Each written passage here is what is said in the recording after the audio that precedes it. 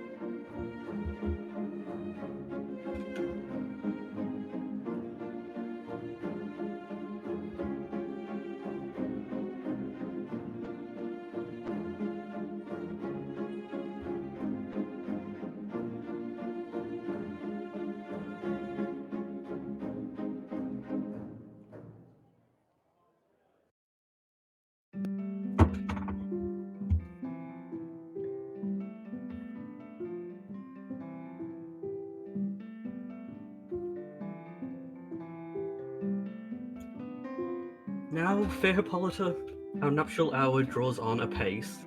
4 happy days bring in another moon. But, oh, methinks how slow this old moon wanes. She lingers by desire like to a stepdame or a dowager, long withering out a young man's revenue.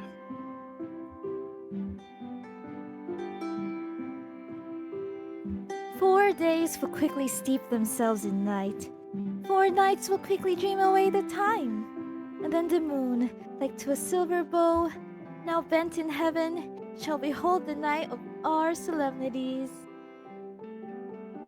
Go, Philostrate, stir up the Nemean youth to merriments, awake the pert and nimble spirit of mirth, turn melancholy forth to funerals.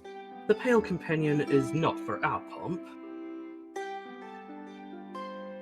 Hippolyta, I wooed thee with my sword, and won thy love doing thee injuries.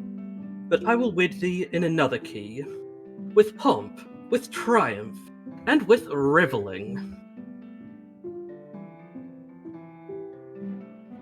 Happy be Theseus, our renowned duke. Thanks, good Aegeus. What's the news with thee? Full of vexation come I with complaints. Against my child, my daughter Hermia. Stand forth, Demetrius. My noble lord, this man hath my consent to marry her.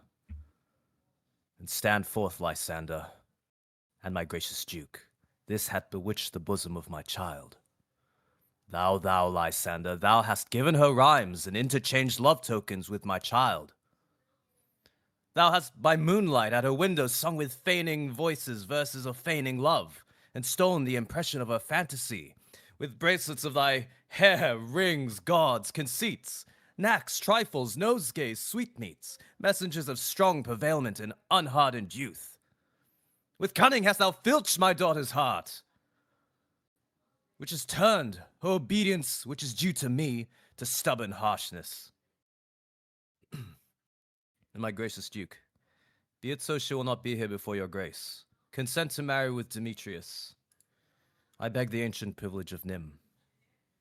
She is mine, I may dispose of her, which shall either be to this gentleman, or to her death, according to our law immediately provided in that case.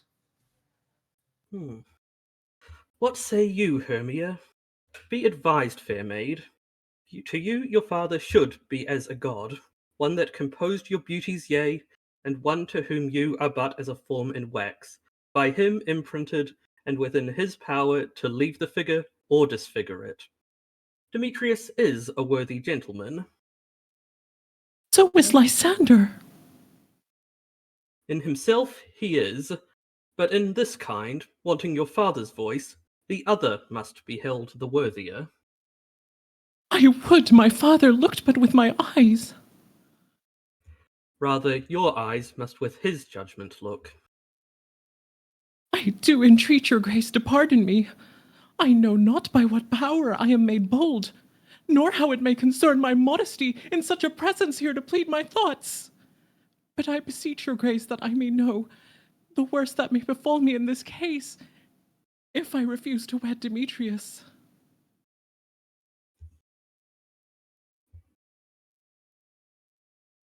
Either to die the death, or to abjure forever the society of men. Therefore, fair Hermia, question your desires. Know of your youth, examine well your blood. Whether, if you yield not to your father's choice, you can endure the livery of a nun. For I to be in shady cloister mewed, to live a barren sister all your life, chanting faint hymns to the cold, fruitless moon. Thrice blessed they that master their blood so to undergo such maiden pilgrimage. But earthlier happy is the rose distilled than that which lives, withering on the virgin thorn, grows, lives, and dies in single blessedness. So will I grow, so live, so die, my lord, ere I will yield my virgin paten up unto his lordship, whose unwished yoke my soul consents not to give sovereignty.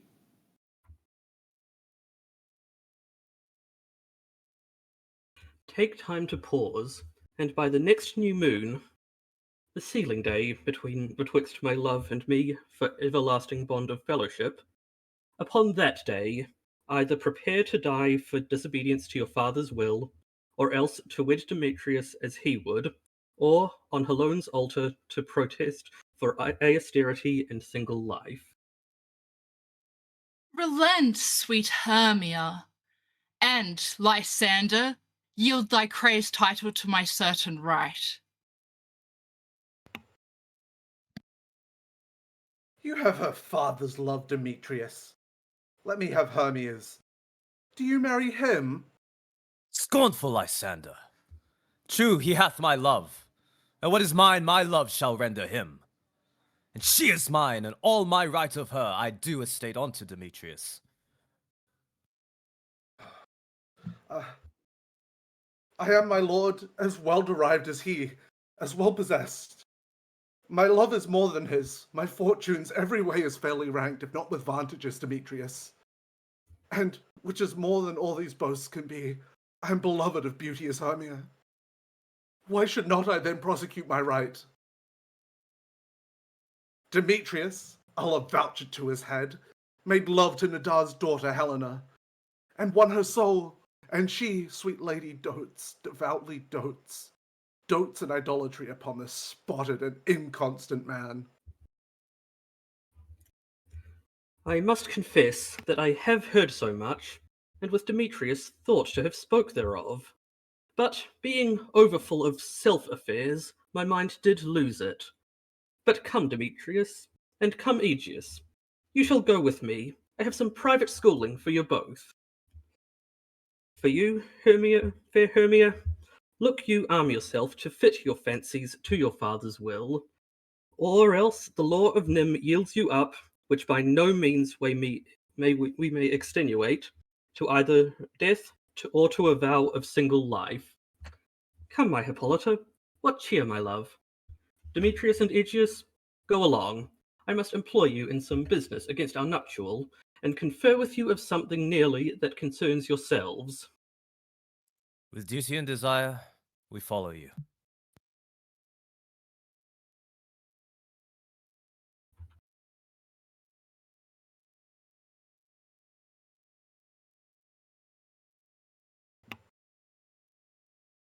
How now, my love? Why is your cheek so pale? How chance the roses there do fade so fast?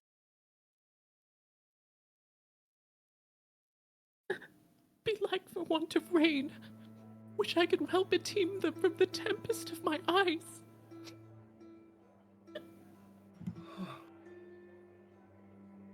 Ay me, for aught that I could ever read, could ever hear by tale or history, the course of true blood never did run smooth. But either it was different in blood, O cross, too high to be enthralled to low! or else misgrafted in respect of years, O spite, too old to be engaged to young! or merit stood upon the choice of friends. O hell, to choose love by another's eyes! Or, if there were a sympathy in choice, war, death, or sickness did lay siege to it, making it momentary as a sound, swift as a shadow, short as any dream, brief as the lightning in the colleague night, that in a spleen unfolds both heaven and earth, and ere a man hath power to say, behold, the jaws of darkness do devour it up. So quick bright things come to confusion.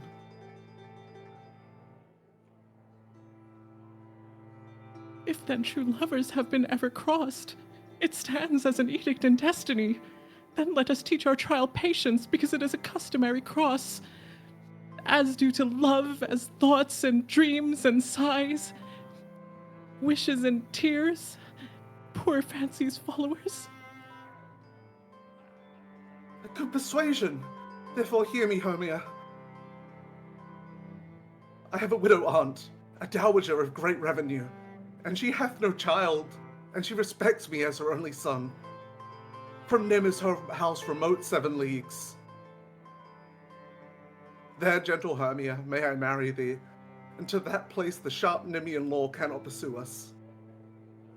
If thou lovest me then, steal forth from thy father's house tomorrow night, and at the wood, a league without the town, where I did once meet thee with Helena to do observance to a morn of spring. There will I stay for thee. Oh, my good Lysander, I swear to you by ocean's strongest bow, by his best arrow with the golden head, by the simplicity of Menphina's doves, by that which knitted souls and prospers loves, and by that fire which burnt the Maki queen when her false lover under sail was seen, by all the vows that ever men have broke, in number more than ever woman spoke. In that same place thou hast appointed me, tomorrow truly will I meet with thee. Keep promise, love. Look, here comes Helena.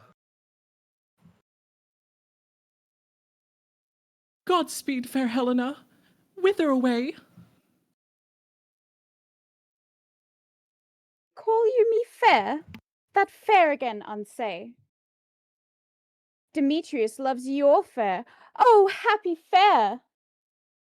Your eyes are lodestars, and your tongue sweet air, more tunable than lark to shepherd's ear. When wheat is green, when hawthorn buds appear, sickness is catching, oh, where favour so! Your words I catch, fair Hermia, ere I go. My ear should catch your voice, my eye your eye. My tongue should catch your tongue's sweet melody. Were the world mine, Demetrius being baited, the rest I'd give to you to be translated. Oh, teach me how you look, and with what art you sway the motion of Demetrius's heart. I frown upon him, yet he loves me still. Oh, that your frowns would teach my smile such skill. I give him curses, yet he gives me love. Oh, that my prayers could such affection move. The more I hate, the more he follows me. The more I love, the more he hateth me. His folly, Helen, is no fault of mine. None but your beauty. Would that fault were mine.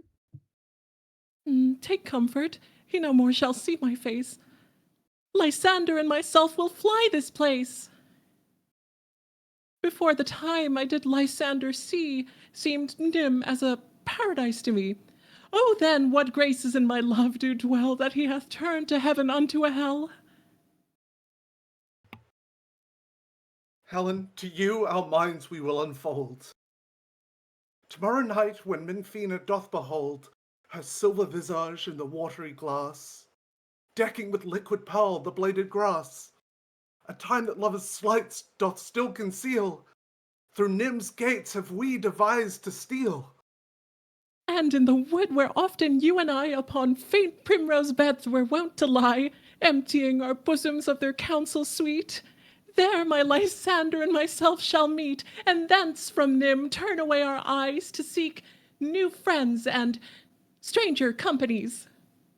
Farewell, sweet playfellow, pray thou for us, and good luck grant thee thy Demetrius. Keep word, Lysander, we must starve our sight, from lover's food till morrow deep midnight. I will, my Hermia. Helena, adieu. As you on him, Demetrius dote on you.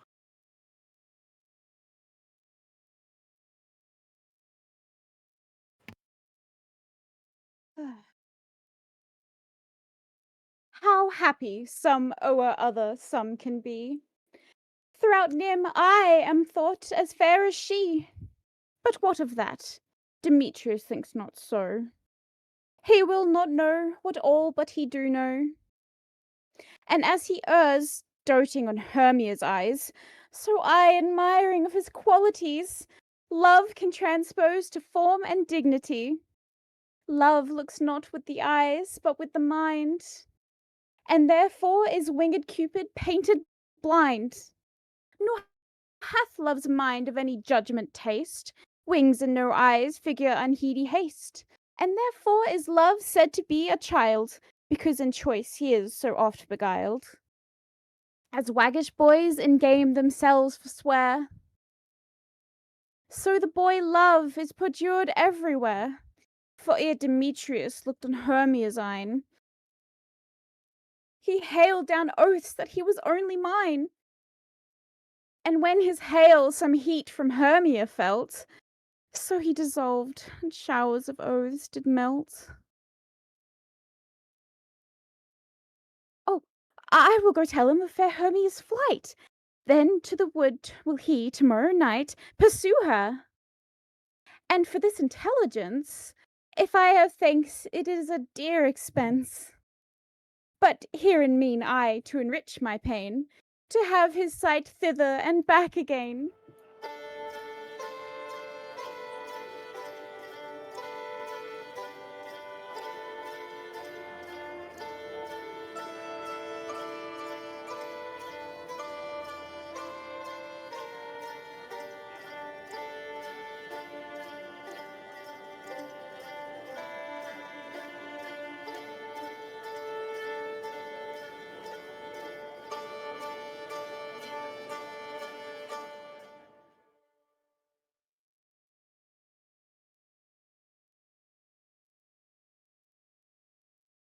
Is all our company here?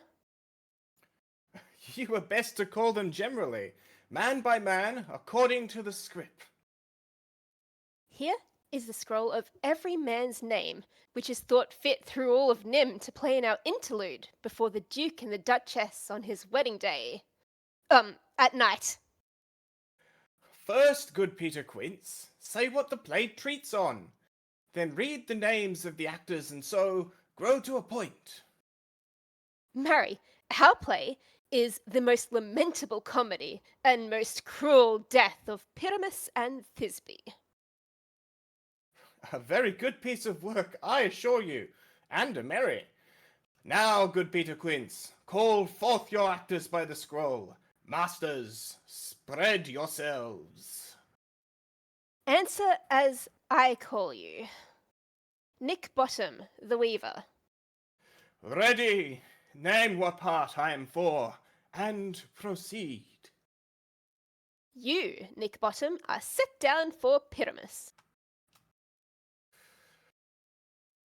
What is Pyramus? A lover or a tyrant? A lover that kills himself most gallant for love.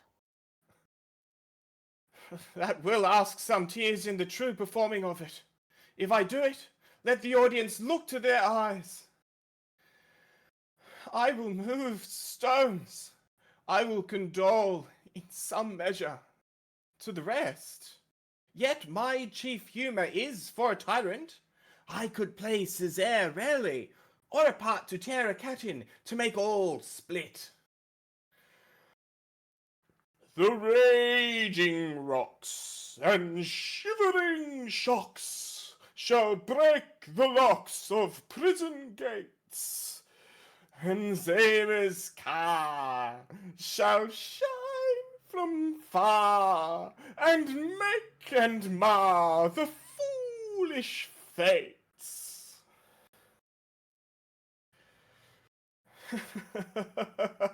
This was lofty. Now, name the rest of the players. This is Césaire's vein, a tyrant's vein. A lover is more condoling.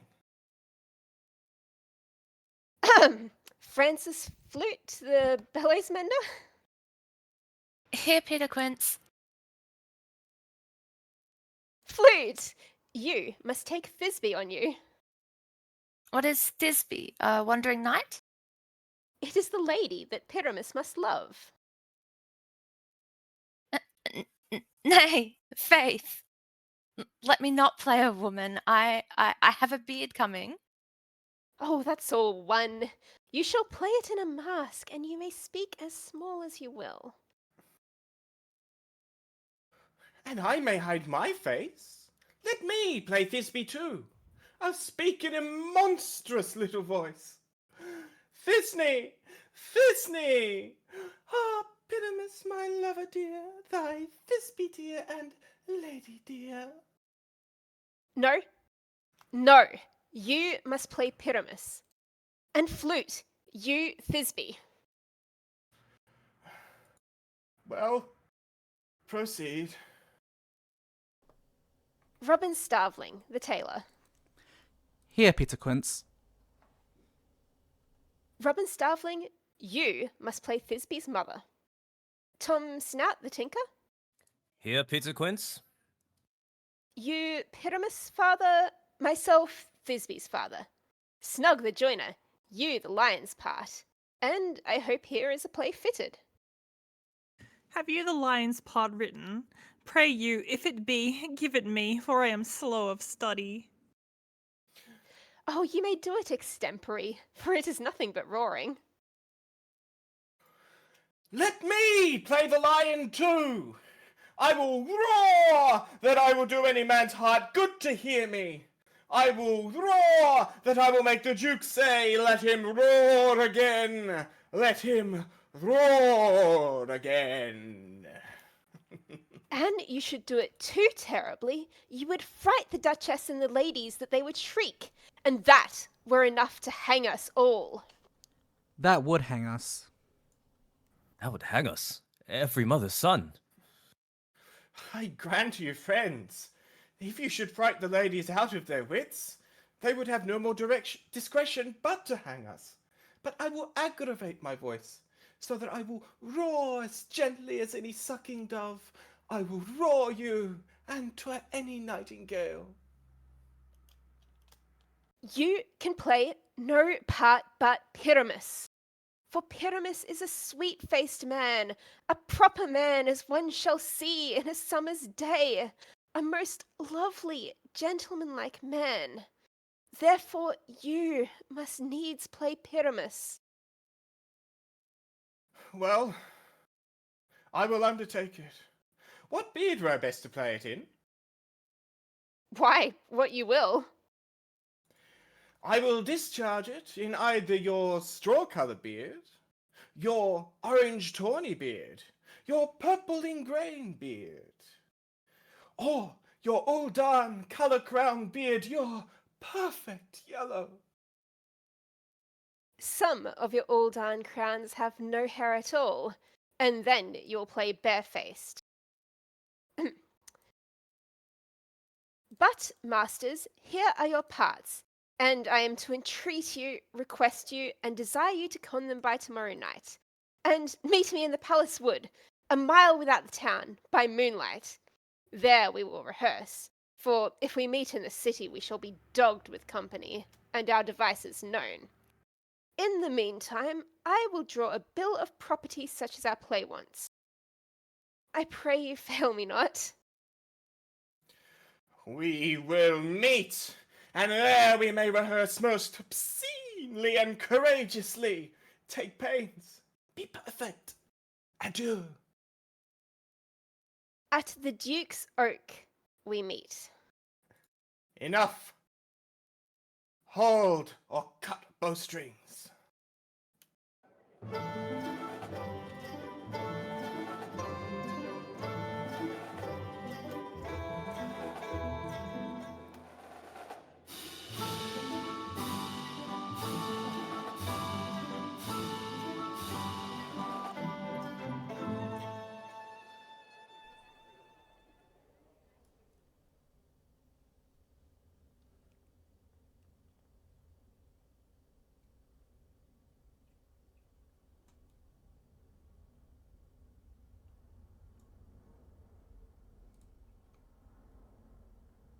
How now, spirit?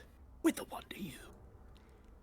Over hill, over dale, through bush, through briar, over park, over pale, through flood, through fire.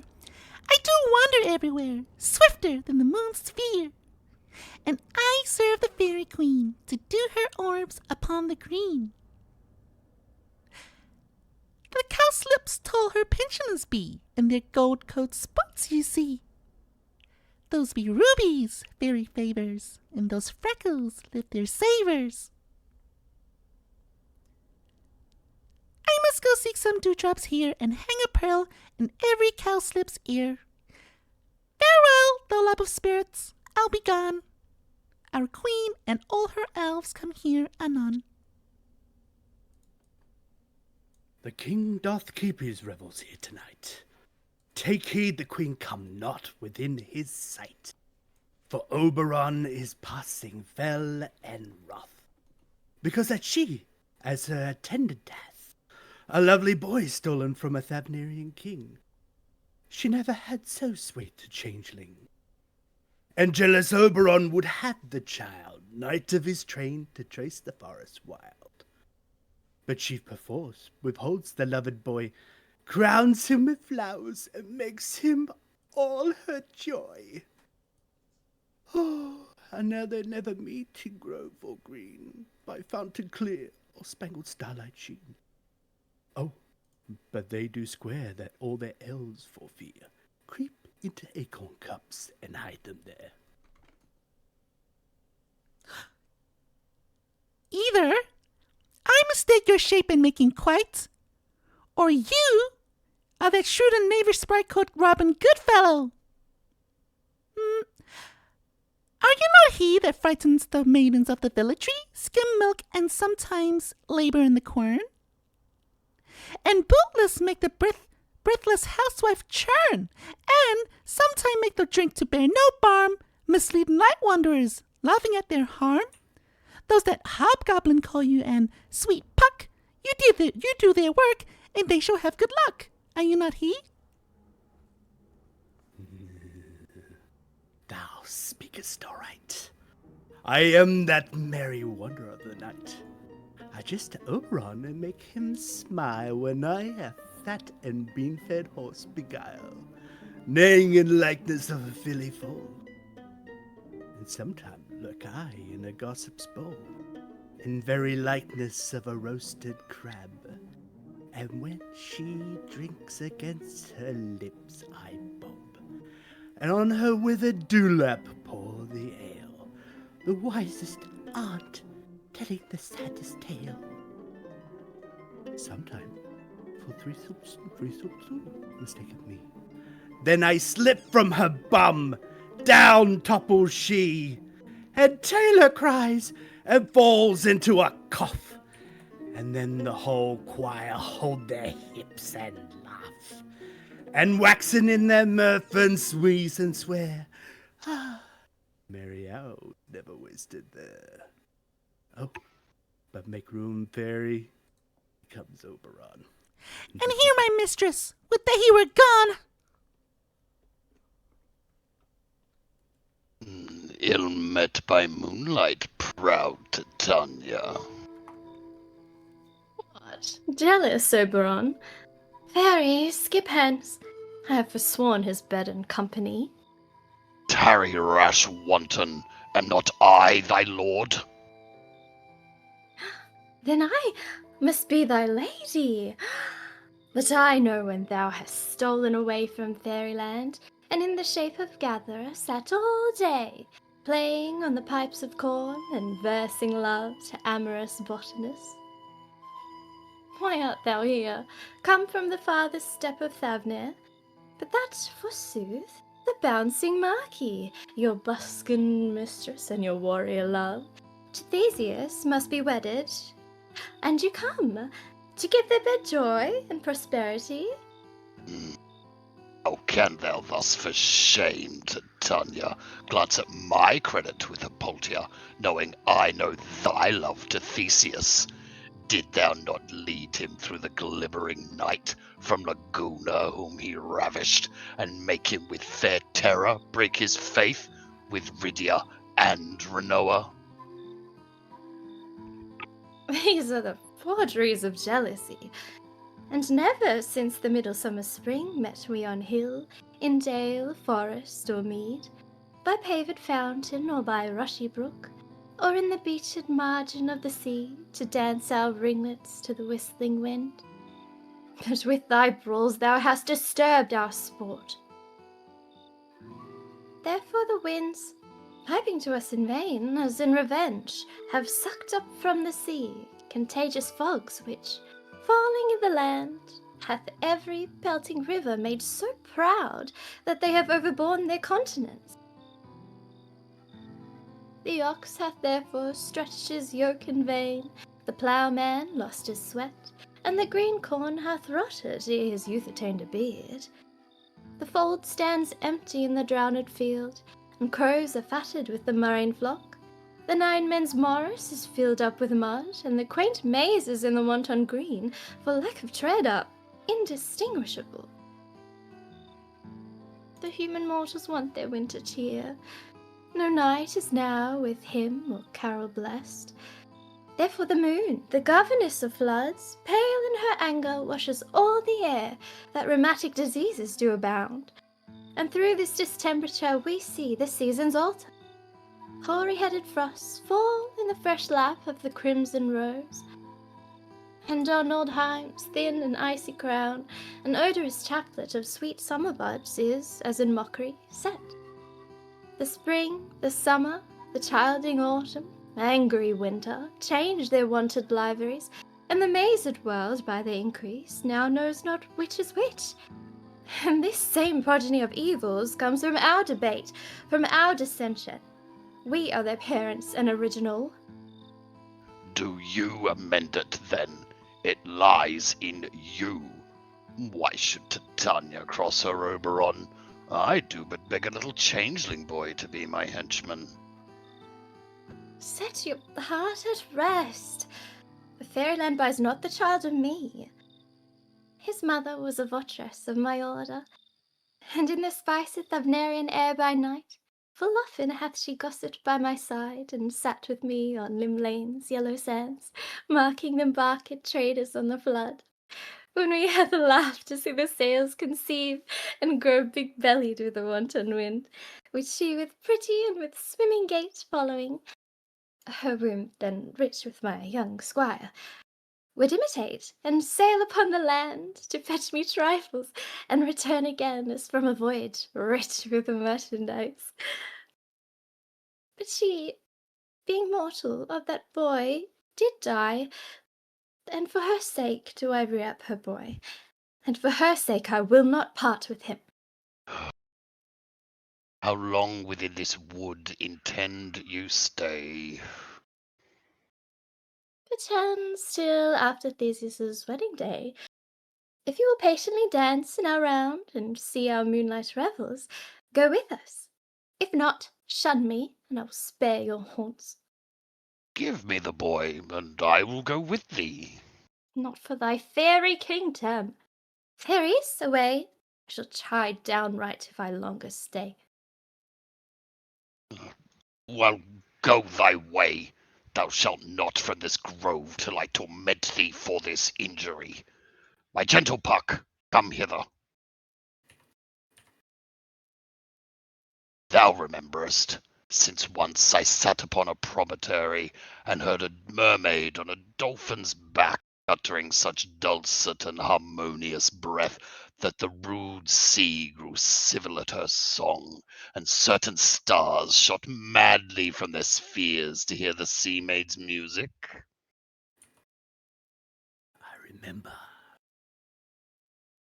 That very time I saw, but thou couldst not, flying between the cold moon and the earth, Cupid all armed. A certain aim he took at a fair vestal throned by the west, and loosed his love shaft smartly from his bow, as it should pierce 100,000 hearts.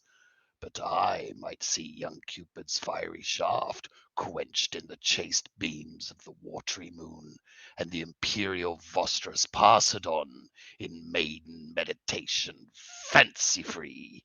Yet I marked where the bolt of Cupid fell. It fell upon a little western flower, before milk white, now purple with love's wound, and maidens call it love in idleness. Fetch me that flower, the herb I showed thee once. The juice of it, on sleeping eyelids laid, will make or man or woman madly dote upon the next live creature that it sees. Fetch me this herb, and be thou here again, ere the Leviathan can swim a league. I'll put a girdle round about the earth in 40 minutes.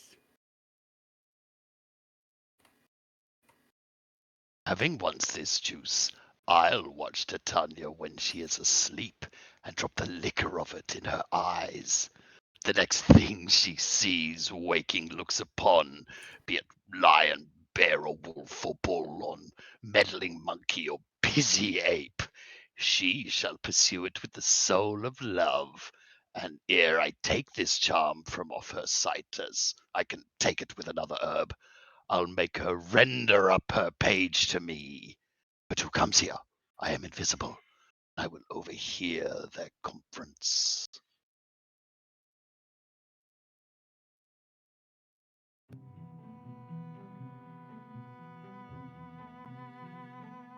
I love thee not, therefore pursue me not. Where is Lysander and fair Hermia? The one I'll slay, the other slayeth me. Thou toldst me they were stolen unto this wood, and here am I, and wood within this wood, because I cannot meet my Hermia. Hence, get thee gone and follow me no more.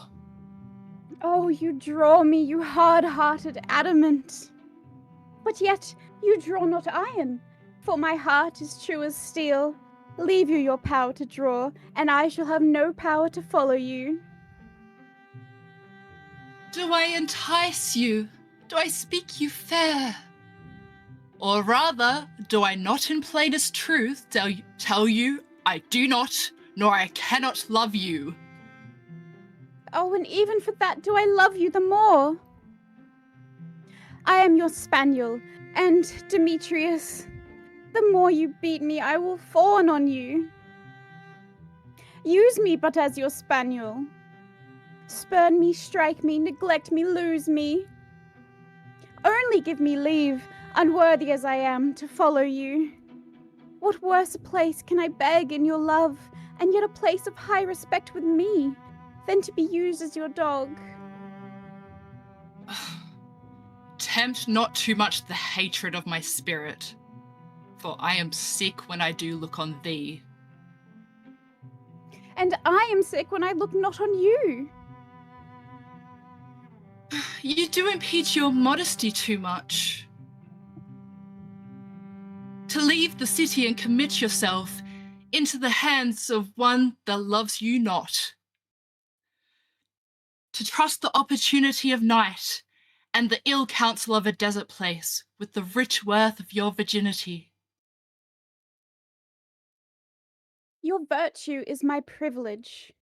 For that it is not night when I do see your face. Therefore I think I am not in the night, nor doth this wood lack worlds of company. For you in my respect are all the world. Then how can it be said I am alone, when all the world is here to look on me?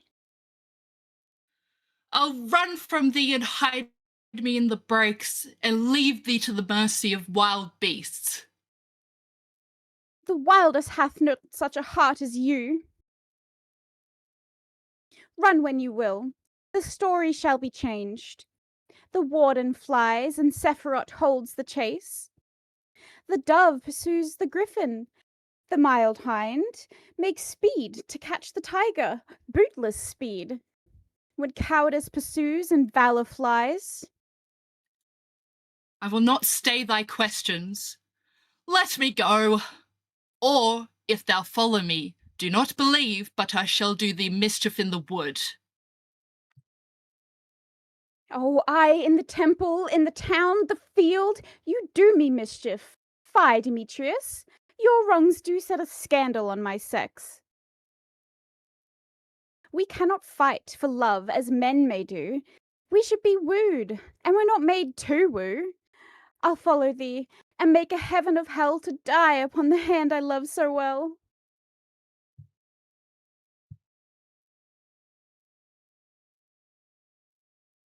Fare thee well, nymph. Ere he do leave this grove, thou shalt fly to him, and he shall seek thy love. Hast thou the flower there? Welcome, wanderer.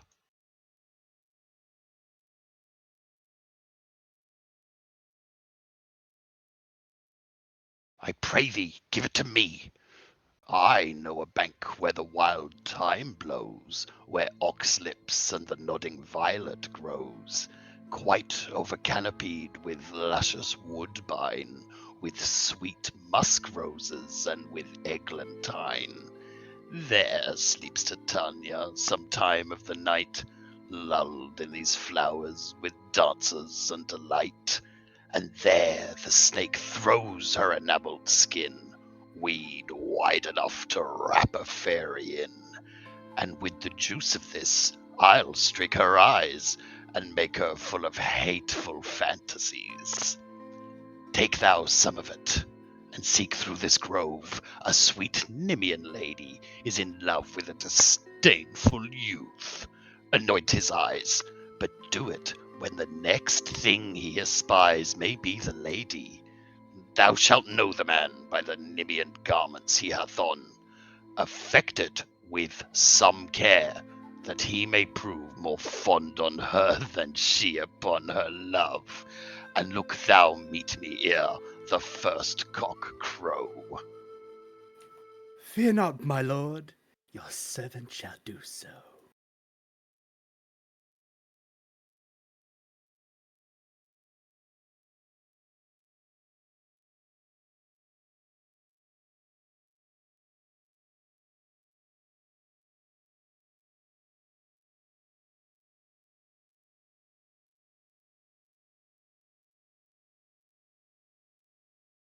Now, a roundel and a fairy song. Then, for the third part of a minute hence, some to kill cankers in the musk rose buds, some war with merry mice for their leathern wings to make my small elves' coats, and some keep back the clamorous owl that nightly hoots and wonders at our quaint spirits. Sing me now asleep.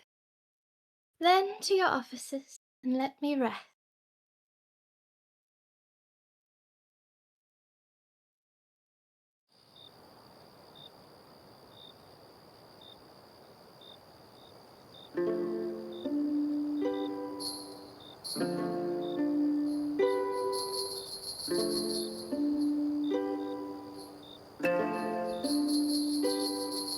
You spotted snakes with double tongue.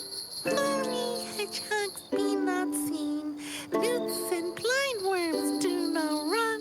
Come not near our fairy queen.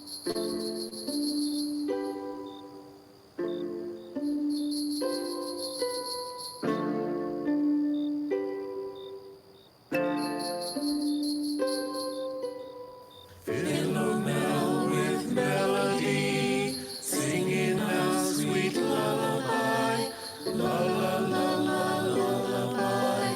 La la la la lullaby. Never harm, never harm.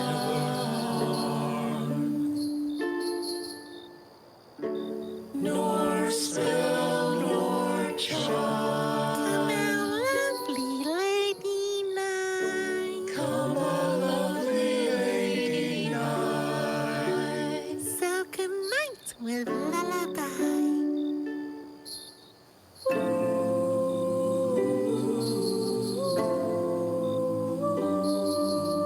Weaving spiders, come not here.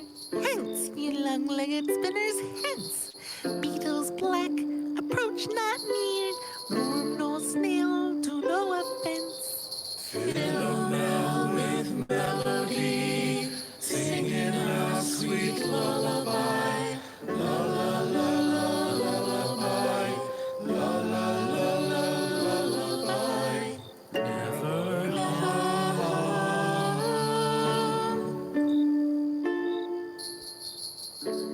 Nor spell, nor charm. Nor spell, nor charm.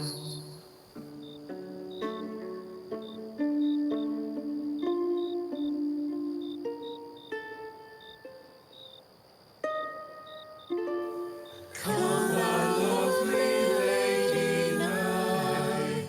Good night with lullaby.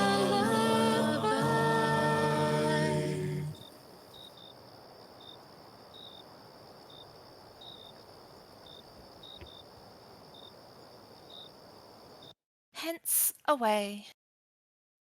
Now all is well.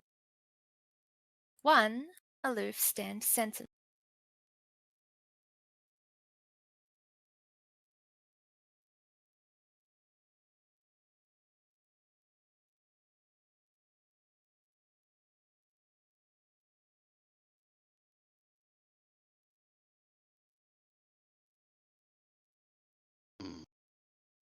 What thou seest when thou dost wake, do it for thy true love take.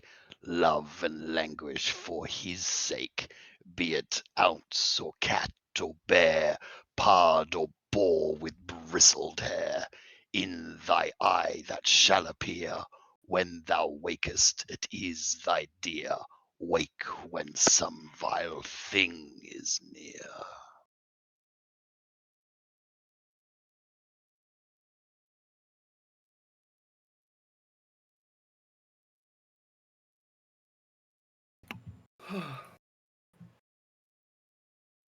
Fair love, you faint with wandering in the wood, and, to speak truth, I forgot our way. We'll rest us, Hermia, if you think it good, and tarry for the comfort of the day. Oh, be it so, Lysander. Find you out a bed.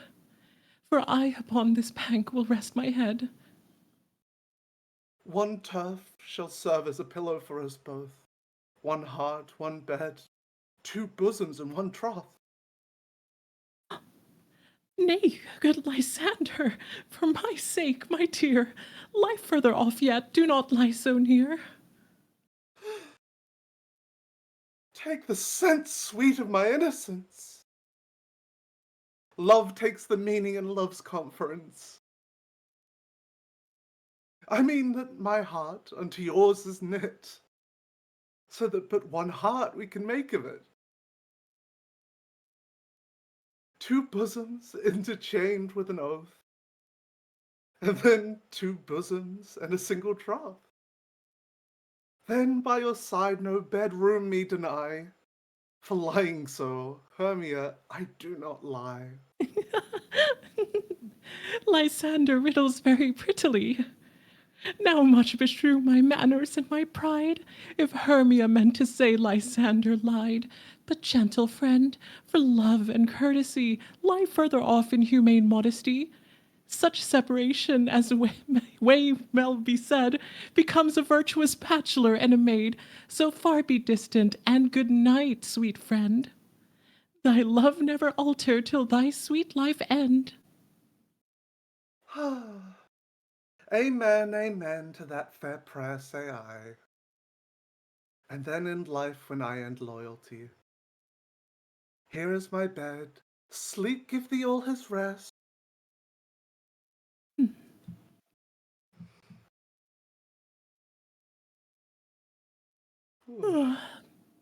With half that wish, the wisher's eyes be pressed.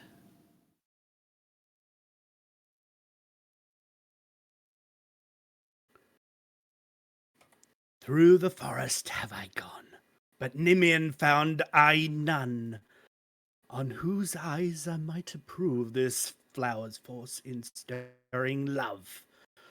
Night and silence. Who is here?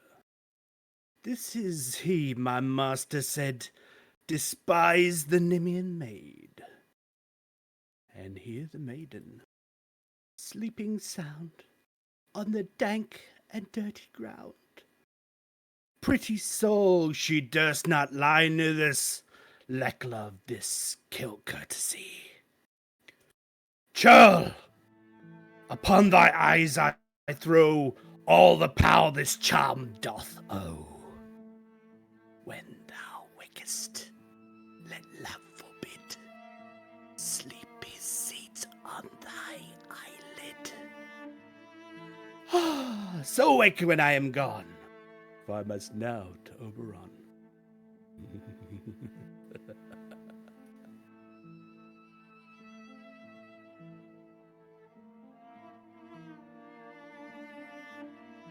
Stay, though thou kill me, sweet Demetrius. I charge thee hence, and do not haunt me thus.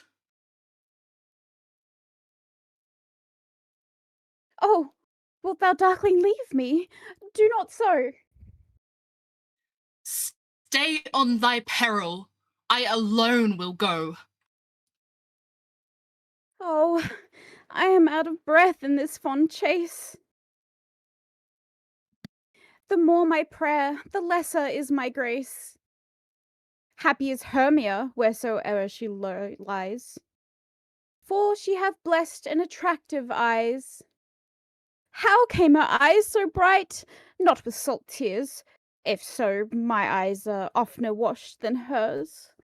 No, no, I am as ugly as a bear. For beasts that meet me run away for fear. Therefore no marvel though Demetrius do, as a monster, fly my presence thus. What wicked and dissembling glass of mine made me compare with Hermia's fiery eyne? But who is here? Lysander on the ground? Dead or asleep? I see no blood, no wound. Lysander, if you live, good sir, awake! And run through fire I will for thy sweet sake. Transparent Helena, nature shows art, that through thy bosom makes me see thy heart. Where is Demetrius? Oh, how fit a word is that vile name to perish on my sword.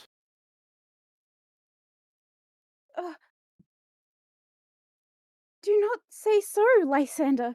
Say not so. What though he love your Hermia? Lord, what though? Yet Hermia still loves you. Then be content. Content with Hermia? No, I do repent the tedious minutes I with her have spent. Not Hermia, but Helena, I love. Who will not change a raven for a dove? The will of man is by his reason swayed, and reason says you are the worthier maid. Things growing are not ripened till their season, so I, being young till now, ripe not to reason. And touching now on the point of human skill, reason becomes the marshal to my will, and leads me to your eyes, where I overlook love's stories written in love's richest book. Wherefore was I to this keen mockery born? When at your hands did I deserve this scorn? It's not enough, young man, that I did never, no, nor never can, deserve a sweet look from Demetrius's eyes. But you must flout my insufficiency? Good troth, you do me wrong, good sooth you do, in such disdainful manner me to woo. But fare you well, perforce I must confess, I thought you lord of more true gentleness. Oh, that a lady of one man refused should of another therefore be abused.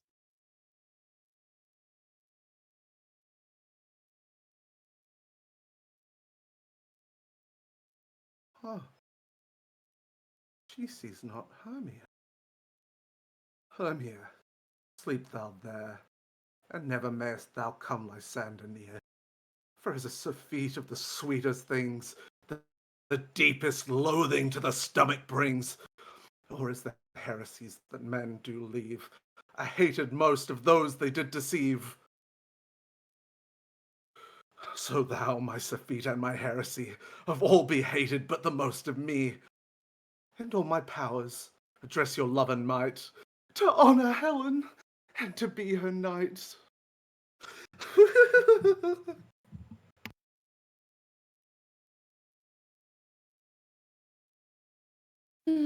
Lysander. Oh, good Lysander. Oh, Lysander? Lysander? Help me, Lysander, help me! Do thy best to pluck this crawling serpent from my breast!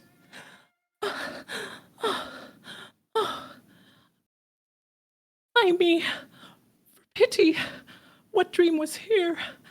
Lysander, look how I do quake with fear. Methought a serpent ate my heart away, and you sat smiling at his cruel prey.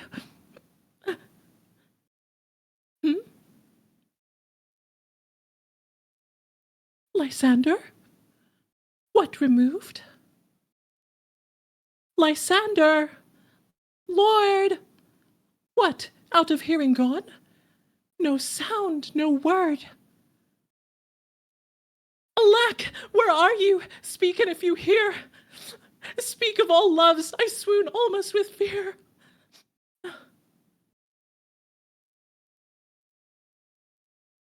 No, then I well perceive you are not nigh. Either death or you I'll find immediately.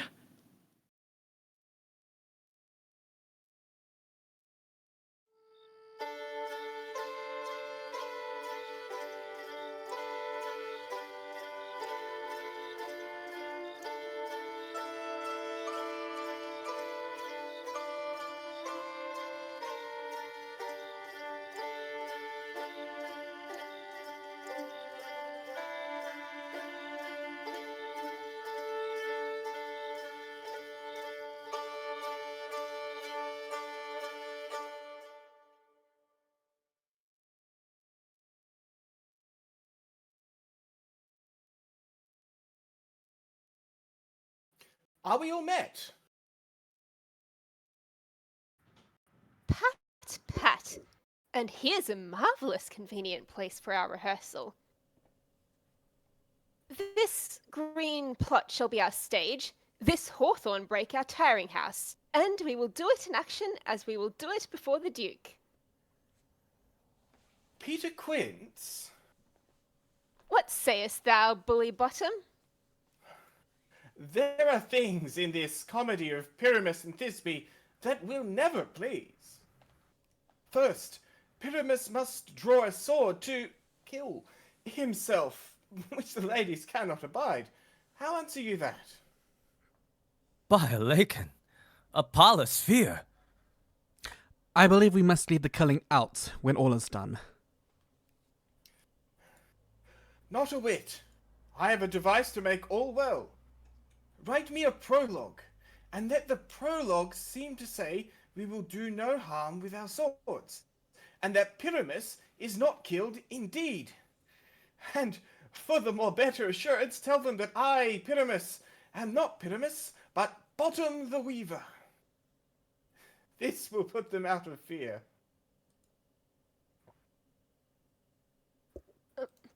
Well, we will have such a prologue, and it shall be written in 8 and 6. No. Make it 2 more. Let it be written in 8 and 8. Will not the ladies be afeard of the lion? I fear it, I promise you. Masters, you ought to consider with yourself to bring in, God shield us. A lion among ladies is a most dreadful thing. For there is not a more fearful wildfowl than your lion living, and we ought to look to it. Ah, therefore another prologue must tell he is not a lion. Nay, you must name his name, and half his face must be seen through the lion's neck, and he himself must speak through, saying thus, or to the same defect, ladies, or fair ladies, I would wish you, or I would request you, or I would entreat you not to fear, not to tremble. My life for yours. If you think I come hither as a lion, it were pity of my life. No, I am no such thing. I am a man, as other men are. And there indeed let him name his name, and tell them plainly he is Snug the Joiner. Well, it shall be so. But there is 2 hard things.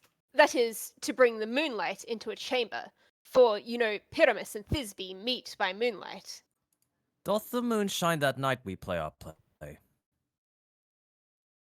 A calendar! A calendar! Look in the almanac. Find out moonshine. Find out moonshine. Yeah.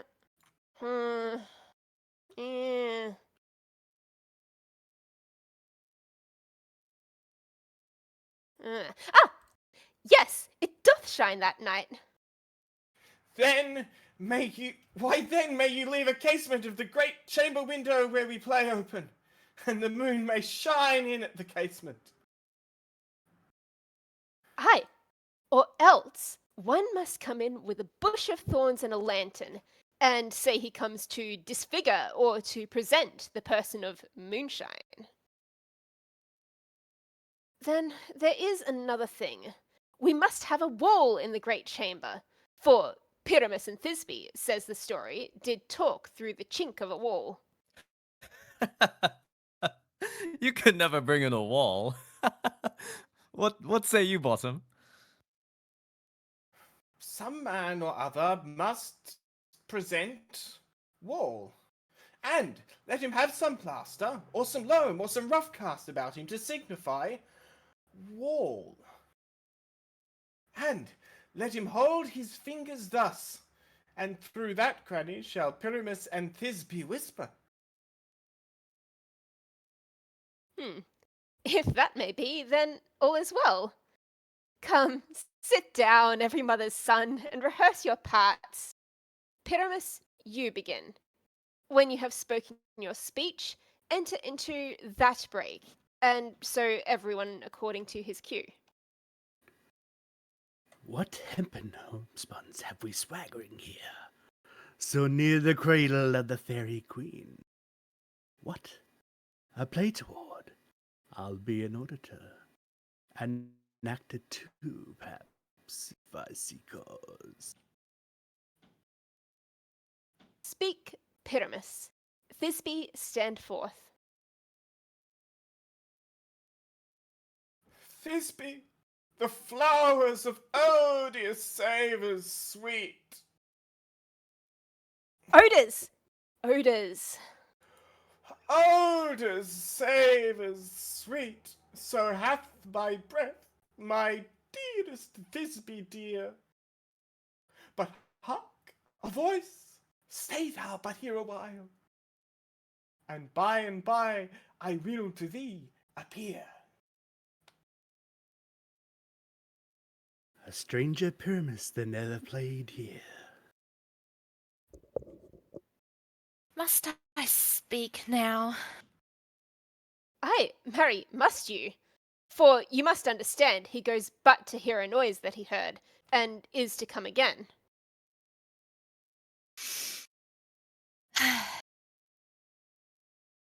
Most radiant Pyramus, most lily-white of hue, of colour like the red rose on triumphant briar. Most bristly juvenile and eke most lovely you, as truest horse that yet would never tire. I'll meet thee, Pyramus, at Ninny's tomb. Ninus' tomb, man. Oh, wait, you must not speak that yet. That you answer to Pyramus. You speak all your part at once, cues and all. Pyramus, enter. Your cue is past. It is never tire. Oh.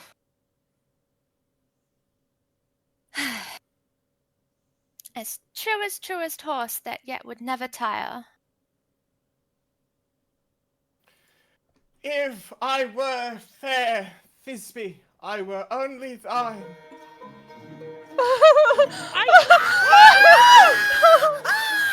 Oh, monstrous! Oh, strange! My, we are haunted! Pray, masters, fly! Masters, help! I'll follow you.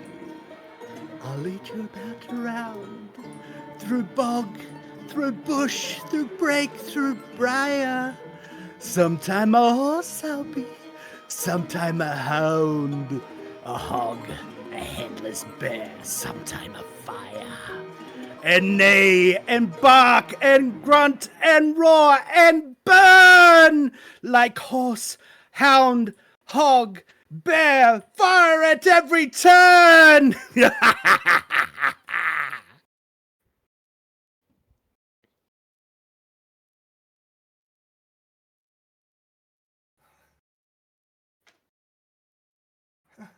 Why do they run away?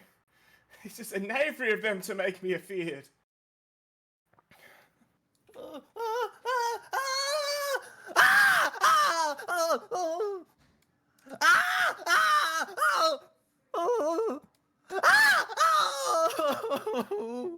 Oh, Bottom, thou art changed.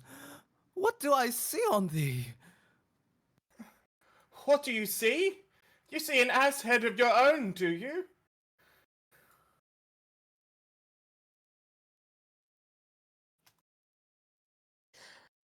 Oh, bless thee, Bottom! Bless thee! Thou art translated!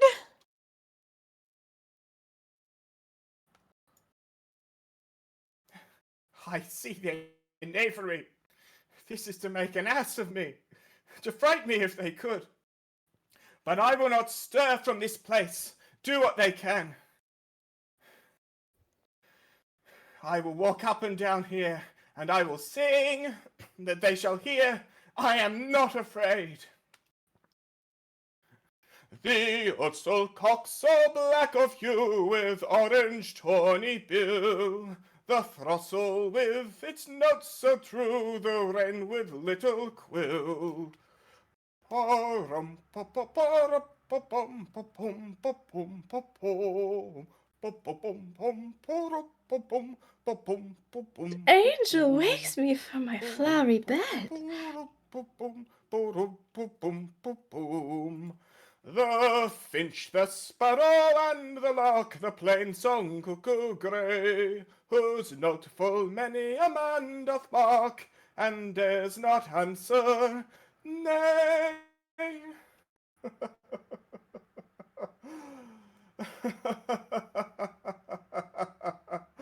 For indeed, who would set his wit to so foolish a bird? Who would give the bird the lie, though he cry cuckoo never so? I pray thee, gentle mortal, sing again. Mine ear is much enamored of thy note, so is mine eye enthralled to thy shape, and thy fair virtue's force perforce doth move me on the first feet to say, to swear, I love thee.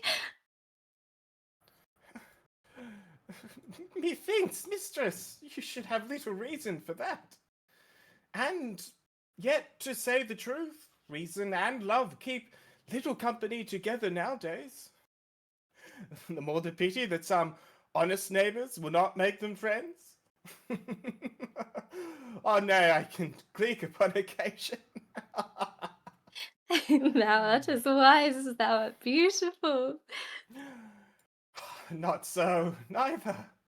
But if I had wit enough to get out of this wood, I had enough to serve mine own turn. Out of this wood do not desire to go. Thou shalt remain here, whether thou wilt or no. I am a spirit of no common rate. The summer still doth tend upon my state, and I do love thee. Therefore go with me. I'll give thee fairies to attend on thee, and they shall fetch thee jewels from the deep, and sing while thou on pressed flowers dost sleep.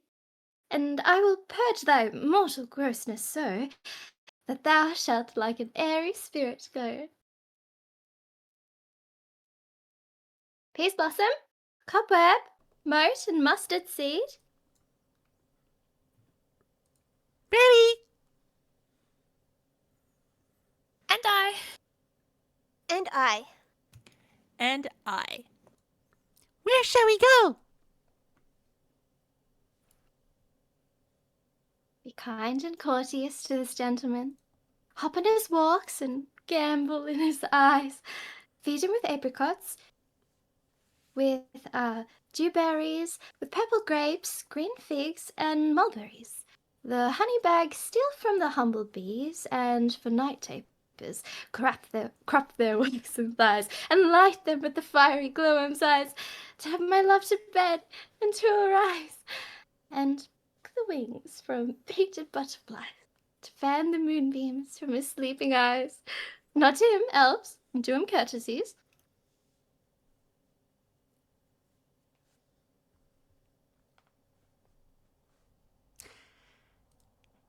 Hail, mortal! Hail! Hail! Hail! I cry your worship's mercy heartily. I beseech your worship's name. Cobweb. I shall desire you of more acquaintance, good Master Cobweb. If I cut my finger, I shall make bold with you. Your name, honest gentleman. Peace Blossom. I pray you commend me to Mistress Squash, your mother, and to Master Peascod, your father. Good Master Peaseblossom, I shall desire you of more acquaintance too. Your name, I beseech you, sir. Mustard seed. Good Master Mustard Seed, I know your patience well.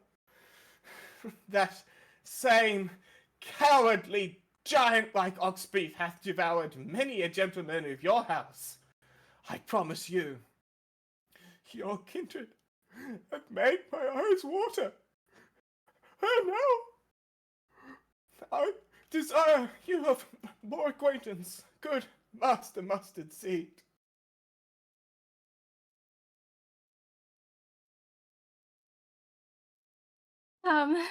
Wait upon him. Lead him to my bower. The moon, methinks, looks with a watery eye, and when she weeps, weeps every little flower, lamenting some enforced chastity. Tie up my love's tongue, bring him silently.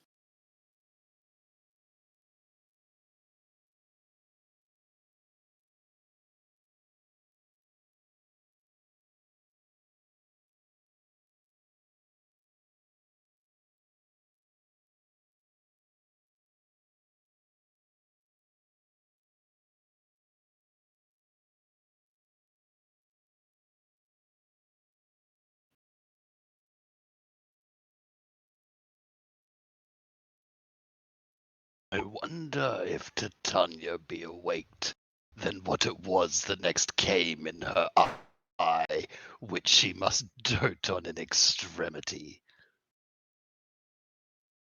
Here comes my messenger. How now, mad spirit? What night rule now about this haunted grove? My mistress with a monster is in love, near to her close and consecrated bower, while she was in her dull and sleeping hour. A crew of patches, rude mechanicals that work for bread upon Nimin stalls, were met together to rehearse a play intended for great Theseus' nuptial day.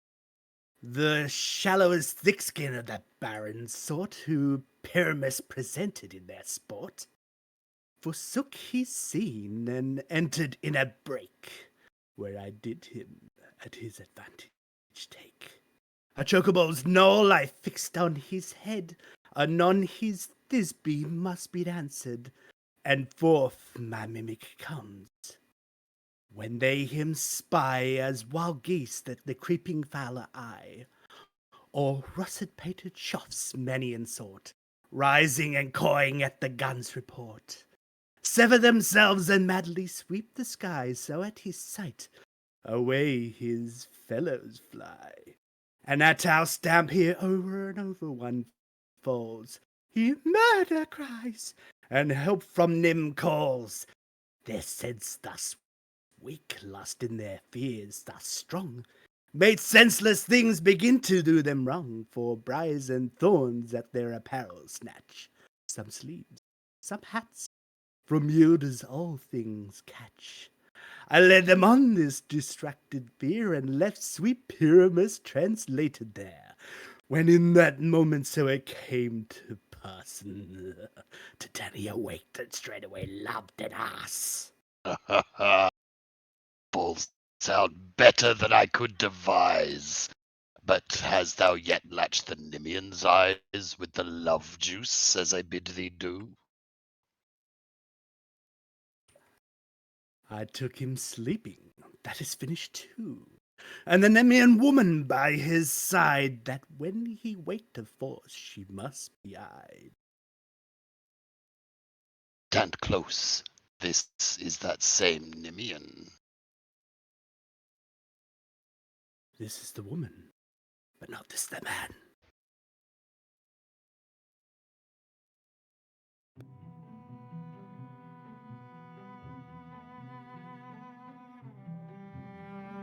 Oh, why rebuke you him that loves you so?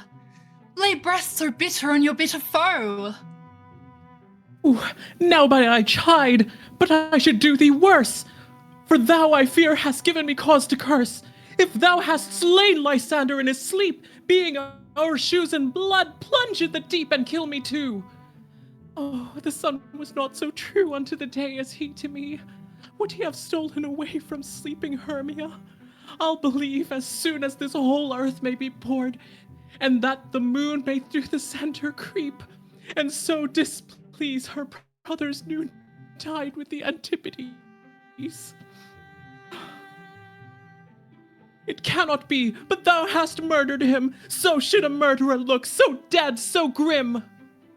So should the murdered look, and so should I. Pierced through the heart with your stern cruelty. Yet you, the murderer, look as bright, as clear, as sweet Menphina in her glimmering sphere. What's this to my Lysander? Where is he? Oh, good Demetrius, wilt thou give him to me? I had rather give his carcass to my hounds. Ooh.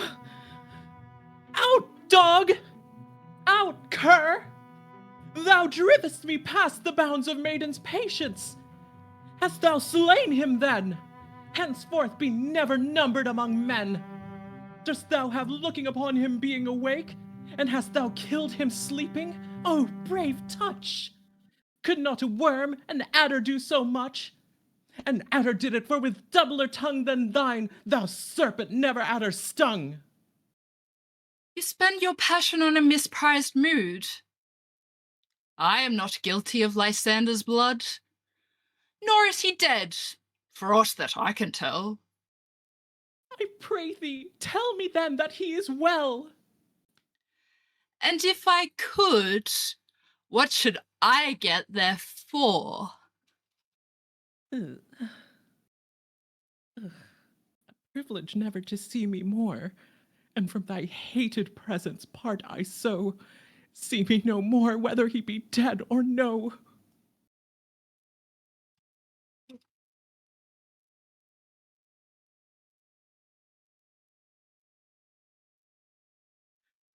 There is no following her in this fierce vein.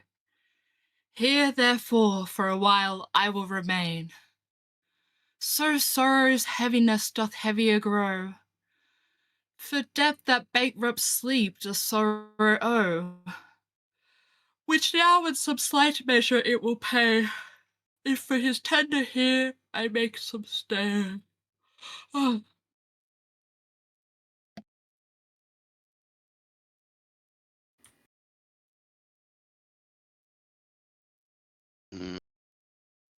What hast thou done?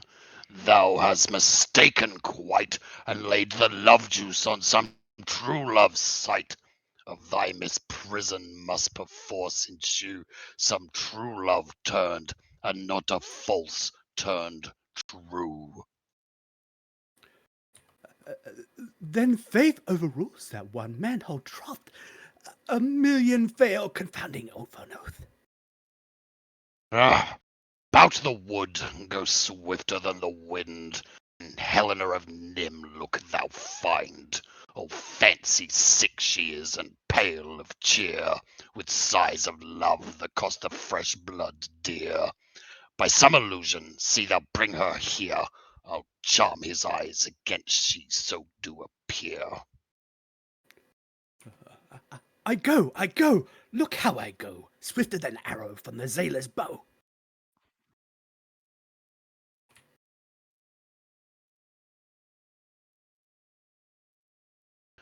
Flower of this purple dye, hit with Cupid's archery, sink in apple of his eye.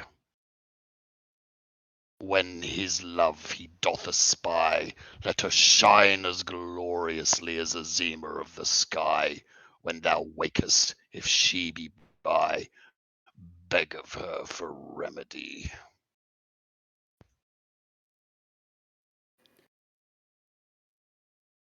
Captain of our fairy band, Helena is here at hand, and the youth mistook by me pleading for a lover's fee. Shall we their fond pageant see? Lord, what fools these mortals be! And aside, the noise they make will cause Demetrius to awake.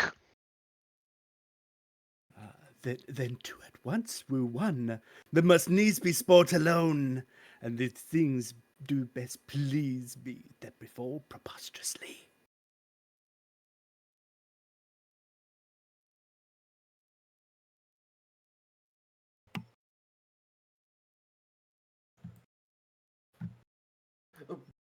Why do you think that I should woo in scorn? Scorn and derision never come in tears. Look what I vow, I weep and vow so born, in their naivete all truth appears. How can these things in me seem scorn to you? Bearing the badge of faith to prove them true. You do advance your cunning more and more. When truth kills truth, oh, devilish holy fray! These vows are Hermia's. Will you give her over? Weigh oath with oath, and you will nothing weigh. Your vows to her and me, put in two scales, will even weigh, and both as light as tails.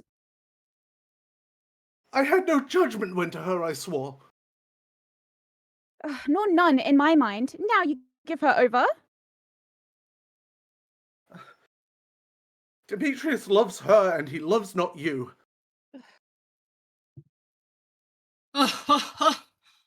Oh, Helen, goddess, nymph, perfect divine, to what, my love, shall I compare thine eyne? Crystal is muddy. Oh, how ripe in show! Thy lips, those kissing cherries, tempting grow. That pure congealed white, high Abelethia's snow, fanned with the eastern wind, turns to a crow. When thou hold'st up thy hand, oh, let me kiss this princess of pure white, this seal of bliss. Oh, spite! Oh, hell! I see you all are bent to set against me for your merriment. If you were civil and knew courtesy, you would not do me thus much injury. Can you not hate me, as I know you do, but you must join in souls to mock me too? If you were men, as men you are would show, you would not use a gentle lady so, to vow and swear and superpraise my parts, when I am sure you hate me with your hearts. You both are rivals and love Hermia, and now both rivals to mock Helena, a trim exploit, a manly enterprise, to conjure tears upon a poor mare's eyes with your derision. None of noble sort would so offend a virgin and extort a poor soul's patience, all to make you sport.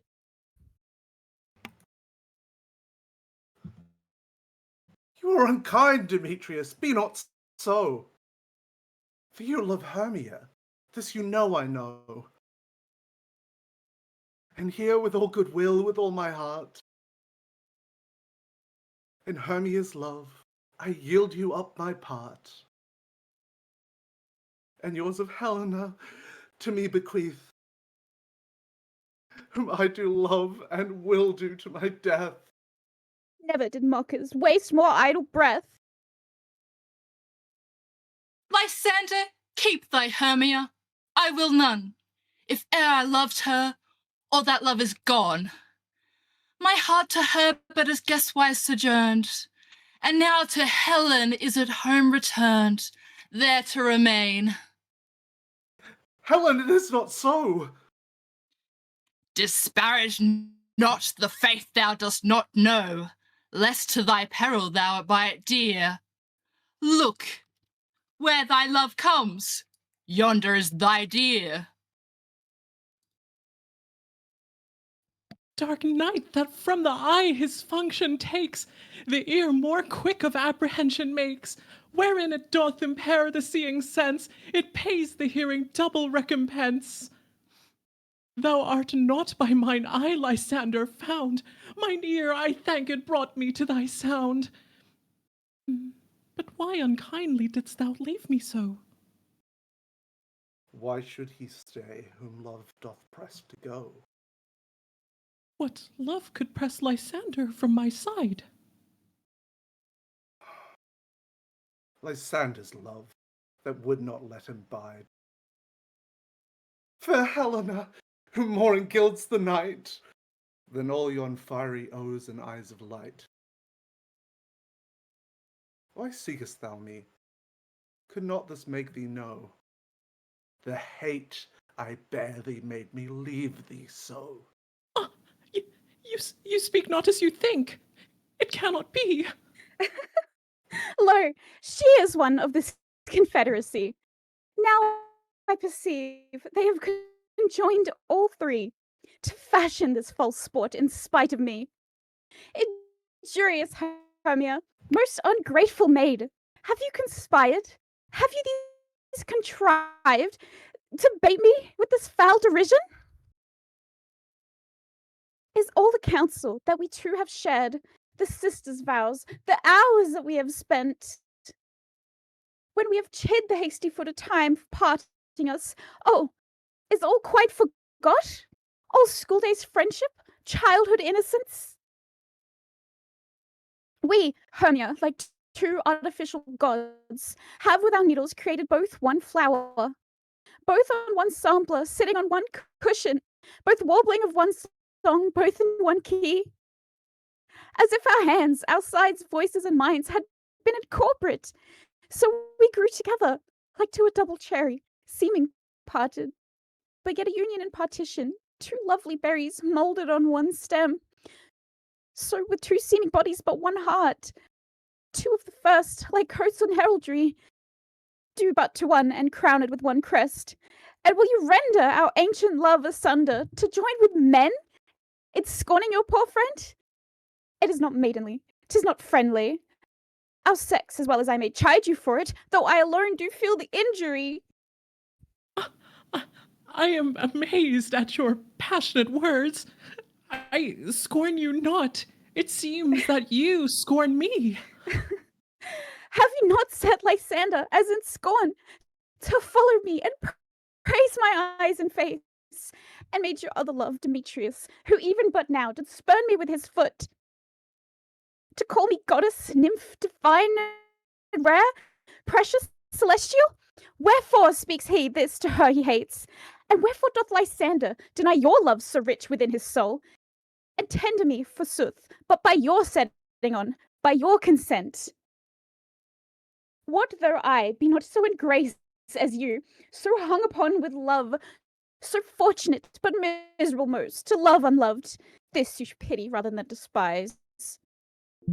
I understand not what you mean by this. I do persever counterfeit sad looks, make mouths upon me when I turn my back, wink at each other, hold the sweet jest up. The sport, well carried, shall be chronicled. If you have any pity, grace, or manners, you would not make me such an argument. But fare you well. 'Tis partly my own fault, which death or absence soon shall remedy. Stay, gentle Helena, hear my excuse. My life, my soul, fair Helena. Ah, excellent. Sweet, do not scorn her so. If she cannot entreat, I can compel. Thou canst compel no more than she entreat. Thy threats have no more strength than her weak prayers. Helen, I love thee, by my life I do. I swear by that which I will lose for thee, to prove him false that says I love thee not. I say I love thee more than he can do. If thou say so, withdraw and prove it too. Quick, come. Lysander, whereto tends all this? Away, you mangy cat! No, no, sir, yield. Seem to break loose. Take on as you would follow, but yet come not. You are a tame man, go. Hang off, thou cat, thou burr, vile thing let loose, or I will shake thee from me like a serpent. Why are you grown so rude? What change is this, sweet love? Oh, thy love. Out, tawny tabby, out! Out, loathed medicine, oh hated potion hence. Do you not jest? Yes, sooth, and so do you. Demetrius, I will keep my word with thee. I would I had your bond, for I perceive a weak bond holds you. I'll not trust your word. What? Should I hurt her, strike her, kill her dead? Although I hate her, I'll not harm her so. What?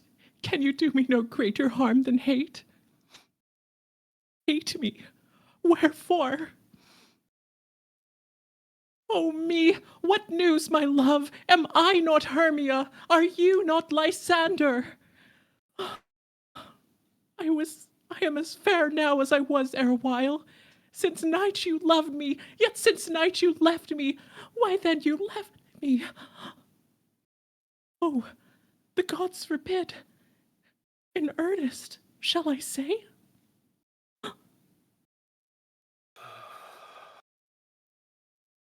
By my life, I never did desire to see thee more. Therefore be out of hope, of question, doubt. Be certain nothing truer, 'tis no jest, that I do hate thee and love Helena.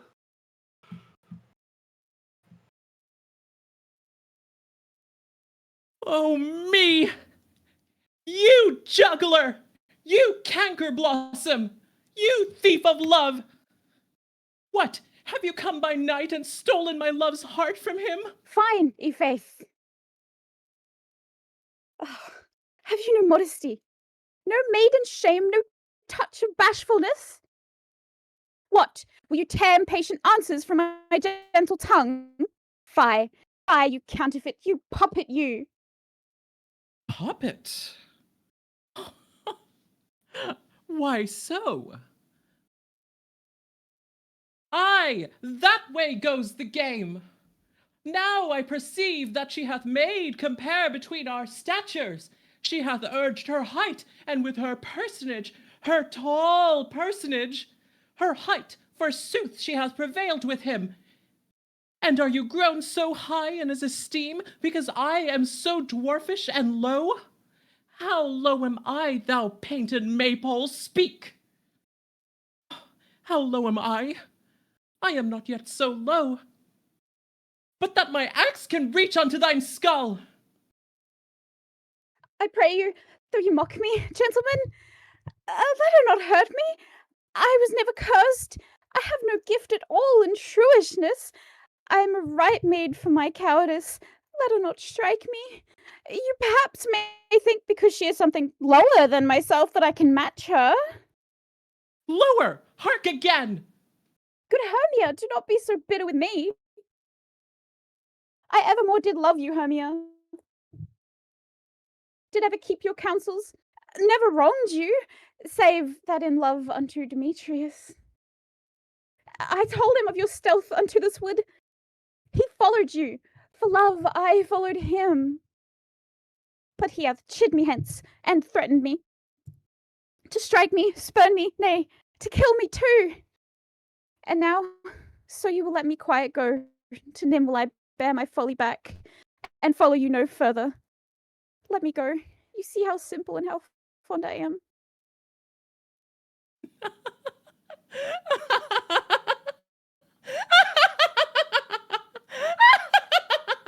Why? Get you gone! Who is that hinders you? Foolish heart that I leave here behind. What, with Lysander? With Demetrius. Be not afraid, she shall not harm thee, Helena. No, sir, she shall not, though you take her part. Oh, when she is angry, she is keen and shrewd. She was a vixen when she went to school, and though she be but little, she is fierce. Little, again, nothing but low and little. Why will you suffer her to flout me thus? Let me come to her. Get gone, you dwarf! You minimus of hindry notgrass maid! You bead! You acorn! You are too officious in her behalf that scorns your services. Let her alone. Speak not of Helena. Take not her part. For if thou dost intend never so little show of love to her, thou shalt abye it. Now she holds me not.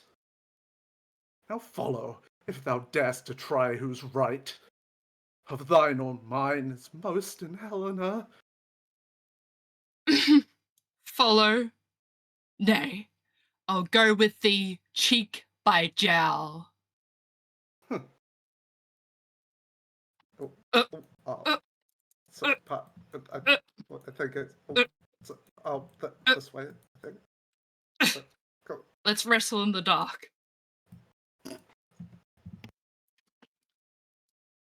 You, mistress, all this coil is long for you. Nay, go not back. I will not trust you. I no longer stay in your cursed company.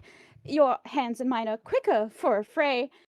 My legs are longer to run away.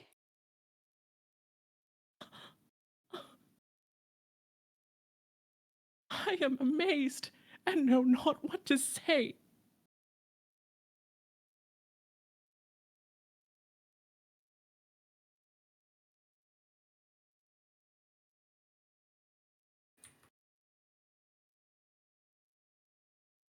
This is thy negligence. Still thou mistakest, or else commit thy knaveries wilfully. Believe me, King of Shadows, I mistook.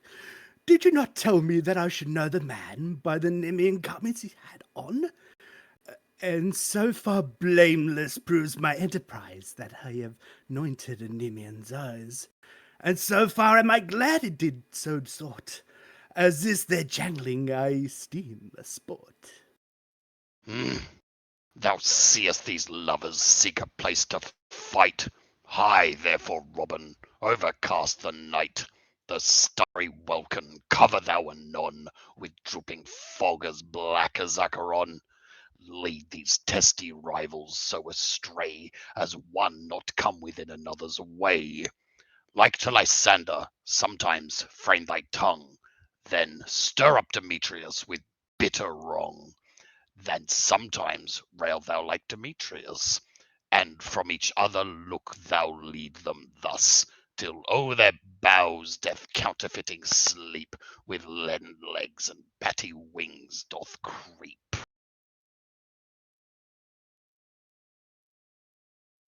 Then crush this herb into Lysander's eye, whose liquor hath this virtuous property to take from thence all error with his might, and make his eyeballs roll with wonted sight. When next they awake, all this derision shall seem a dream and fruitless vision. Back to Nim shall the lovers wend, who with league whose date till death shall never end. Whilst I in this fair do thee employ, I'll to my queen and beg her Thavnerian boy, and then I will her charmed eyes release from monsters' view, and all things shall be peace. My fairy lord, this must be done with haste, for nights with dragons cut the clouds full fast, and yonder shines Helona's harbinger, at whose approach ghosts wandering here and there troop home to churchyards, damned spirits all, that in churchways, crossways, and floods have burial. Already in their wormy beds are gone, for fear lest day should look their shames upon. They wilfully themselves exiled from light. Must I consort with black-browed night? But we are spirits of another sort. I, with the morning's love, have oft made sport, and like a forester the groves may tread, even till the eastern gate all fiery red, opening on Lim Lane with fair blessed beams, turns into yellow gold his salt green streams. But notwithstanding, make haste, make no delay. We may effect this business yet ere day.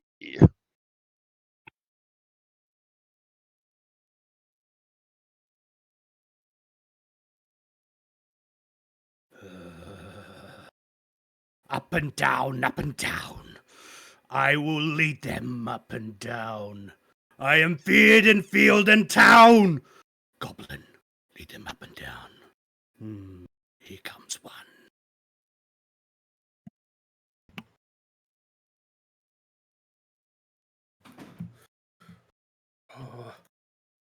Where art thou, proud Demetrius? Speak thou now. Here, villain, drawn and ready. Where art thou? I will be with thee straight. Follow me then to plainer ground.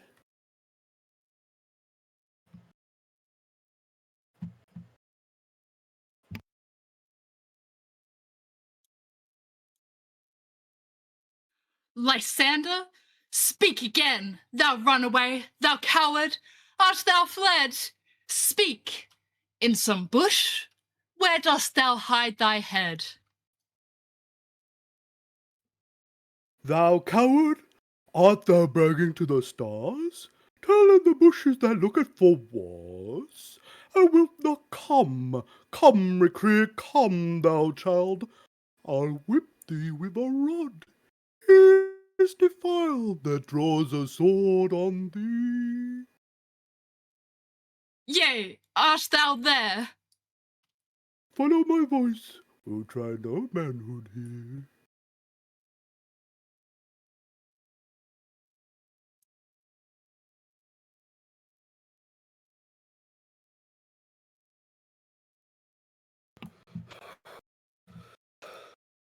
He goes before me and still dares me on. When I come where he calls, then he is gone. The villain is much lighter heeled than I. Followed fast, but faster he did fly. That fallen am I in dark, uneven way, and here will rest me. Come, thou gentle day. For if but once thou show me thy grey light, I'll find Demetrius and revenge this spite.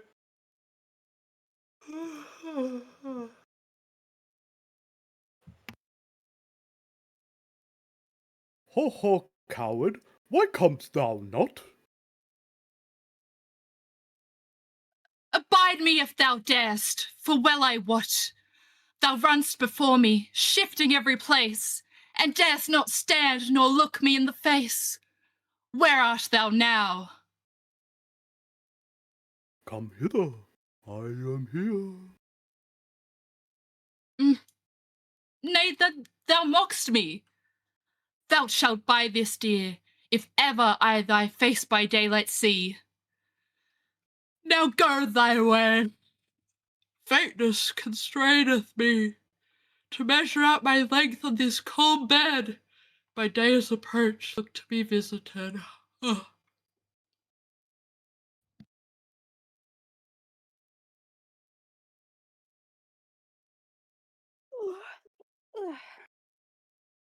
Oh, weary night, the long and tedious night. Abate thy hours, shine comforts from the east, that I may back to Nim by daylight from these that my poor company detest. And sleep sometimes shuts up sorrow's eye. Steal me a while from mine own company. Yet but three. Come one more, two above kinds make up four. Here she comes, cursed and sad. Cupid is a knavish lad, thus to make people mad. Never so weary, never so in woe. Bedabbled with dew and torn with briars, I can no further crawl, no further go. My legs can keep no pace with my desires.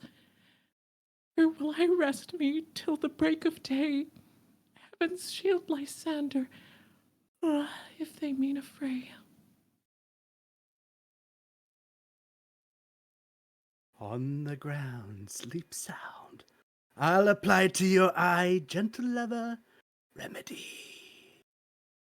Now when thou wakest, thou takest true delight in the sight of thy former lady's eye. And the country proverb known that every man should take his own, in your waking shall be shown.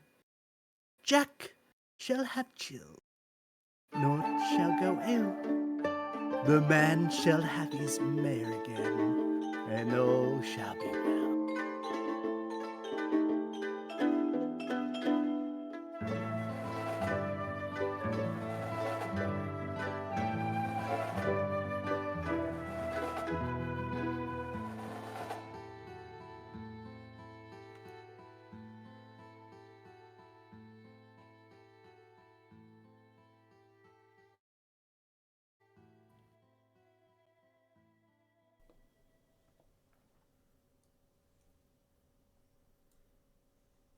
And kiss thy fair large beak, my gentle joy.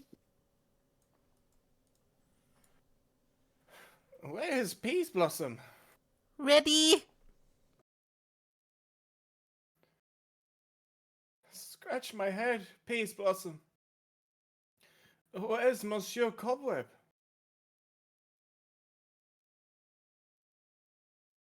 Ready? Monsieur Cobweb, good monsieur, get you your weapons in your hand and kill me a red-hipped humblebee on top of a thistle. And good monsieur, bring me the honey bag. Do not fret yourself too much in the action, monsieur. And, good monsieur, have a care, the honey bag break not.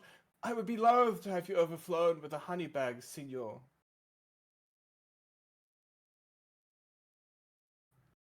Where's Monsieur Mustard Seed? Ready. Grant, give me your knave, Monsieur Mustard Seed. Pray you, leave your courtesy, good monsieur. What's your will?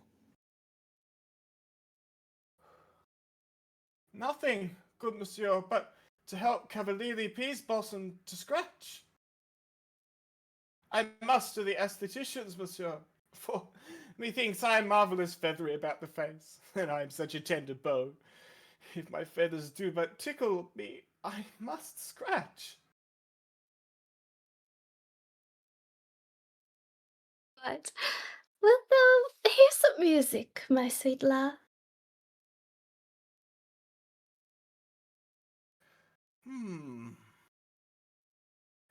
I have a reasonable good ear in music. Let's have the tongs and the bones.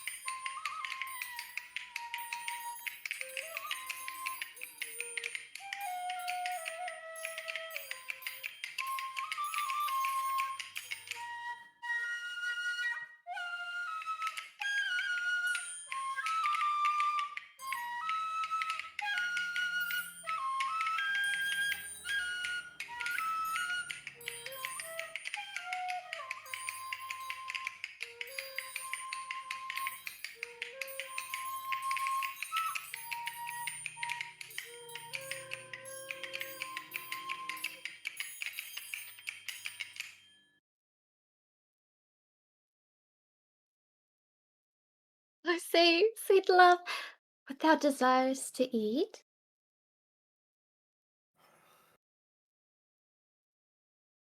Oh, truly, a peck of provender. I could munch your good dry oats. Methinks I have a great desire to a bunch of gistle greens. Good gistle, sweet gistle hath no fellow.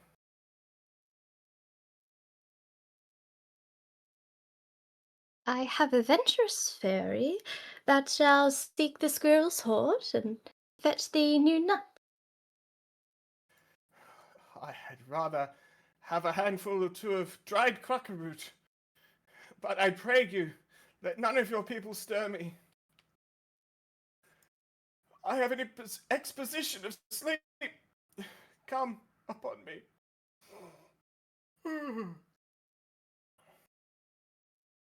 Oh, sleep thou, and I'll wind thee in my arms. So doth the woodbine the sweet honeysuckle gently entwist. The female ivy so enrings the barky fingers of the elm. Oh, how I love thee! How I dote on thee!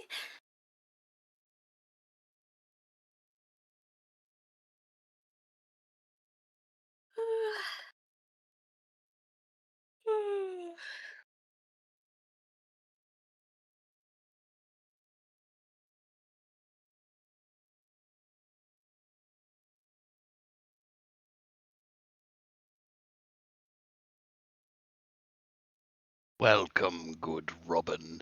Seest thou this sweet sight? Her dotage now I begin to pity.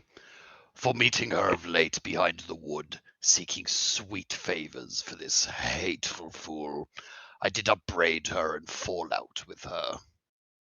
For she his feathered temples then had rounded with coronet of fresh and fragrant flowers, and that same dew which sometime on the buds was wont to swell like round and orient pearls, stood now within the pretty floweret's eyes, like tears that did their own disgrace bewail. When I had at my pleasure taunted her, and she in mild terms begged my patience, I then did ask of her her changeling child, which straight she gave me, and her fairies said to bear him to my bower in fairyland. And now I have the boy, I will undo this hateful imperfection on her eyes.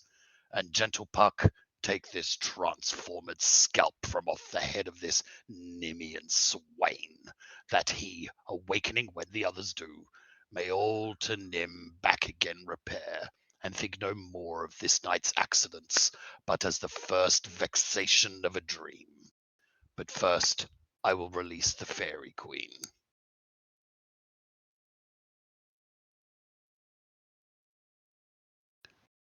Be as thou wast wont to be, see as thou wast wont to see. Phena's bud over Cupid's flower hath such force and blessed power. Now, my Titania, wake you, my sweet queen.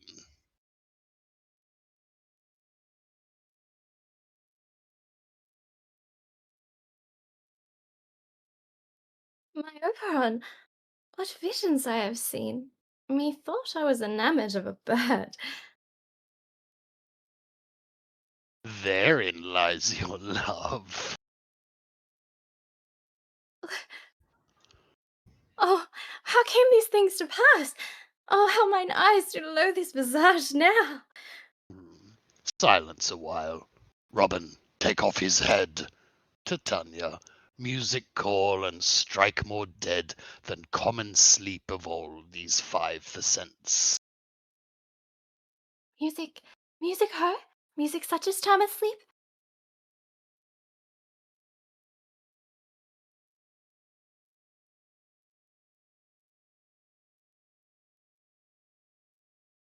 Now when thou wakest, with thine own full eyes peep.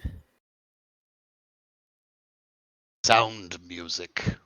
Come, my queen, take hands with me, and rock the ground whereon these sleepers be. Now thou and I are new in amity, and will tomorrow midnight solemnly dance in Duke Theseus's house triumphantly, and bless it all to fair prosperity. There shall the pairs of faithful lovers be, wedded with Theseus, all in jollity. Fairy king attended mark, I do hear the morning lark. Then, my queen, in silence sad, trip we after night's shade. We the globe can compass soon, swifter than the wandering moon. Oh, my lord, and in our flight, tell me how it came this night that I sleeping here was found with these mortals on the ground.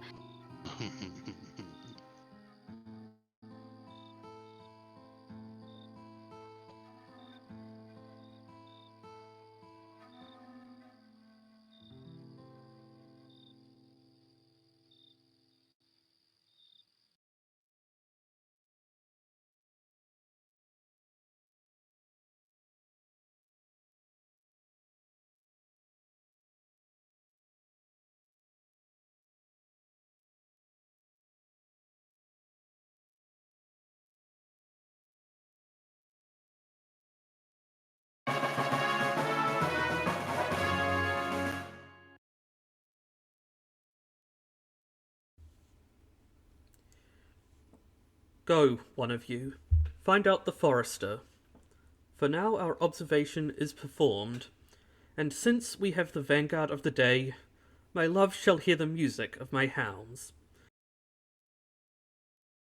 Uncouple in the western valley, let them go, dispatch, I say, and find the forester. We will, fair queen, up to the mountain's top, and mark the musical confusion of hounds and echo in conjunction.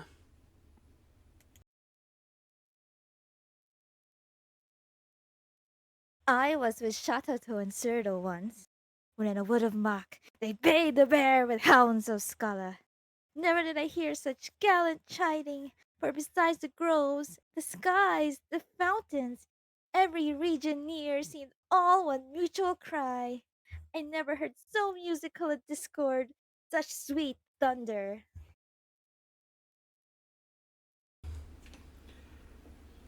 My hounds are bred out of the Scalan kind, so flued, so sanded, and their heads are hung with ears that sweep away the morning dew. Crook-kneed and dew-lapped like underpory bulls, slow in pursuit, but matched in mouth like bells, each under each.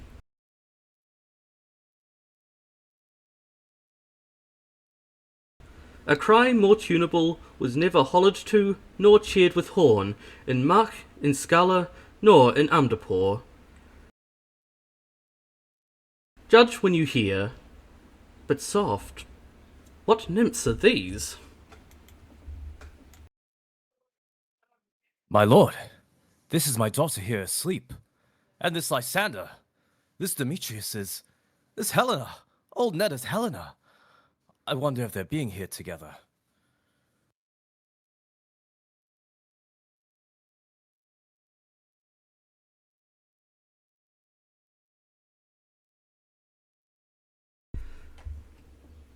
No doubt they rose up early to observe the third astral moon, and, hearing our intent, came here in grace of our solemnity. But speak, Aegeus, is not this the day that Hermia should give answer of her choice?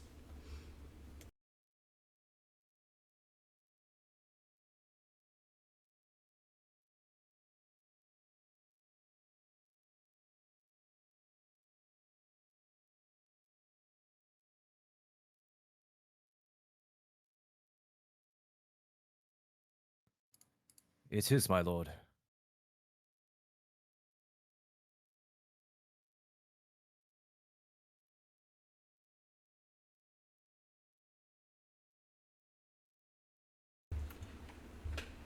Go, bid the huntsmen wake them with their horns.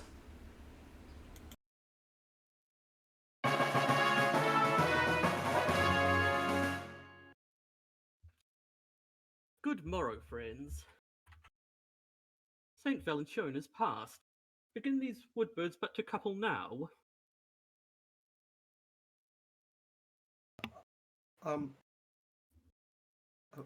Pardon, my lord.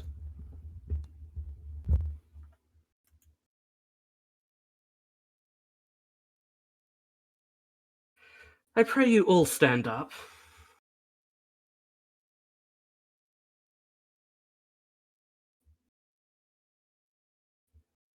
I know you two are rival enemies. How comes this gentle concord in the world, that hatred is so far from jealousy, to sleep by hate and fear no enmity?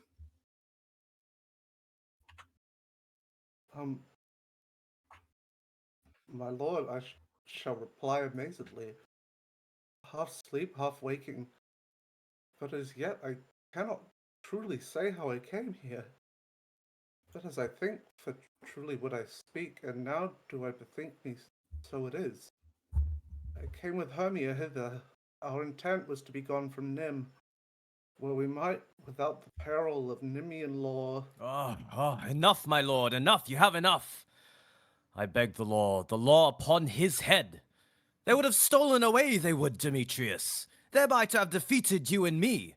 You of your wife, and me of my consent that she should be your wife.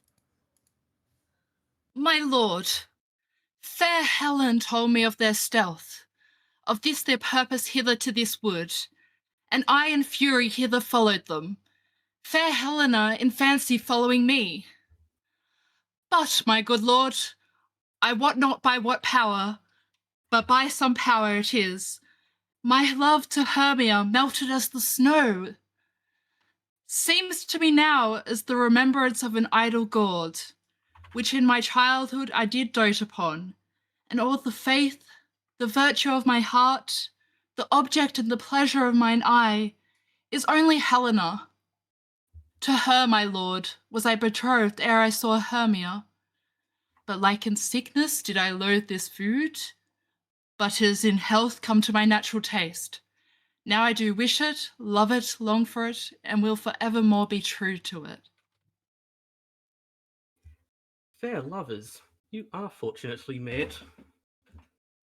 Of this discourse we more will hear anon. Aegeus, I will overbear your will. For in the temple, by and by with us, these couples shall eternally be knit. And for the morning now is something worn, our purposed hunting shall be set aside. Away with us, to Nim, 3 and 3, will hold us feast in great solemnity. Come, Hippolyta.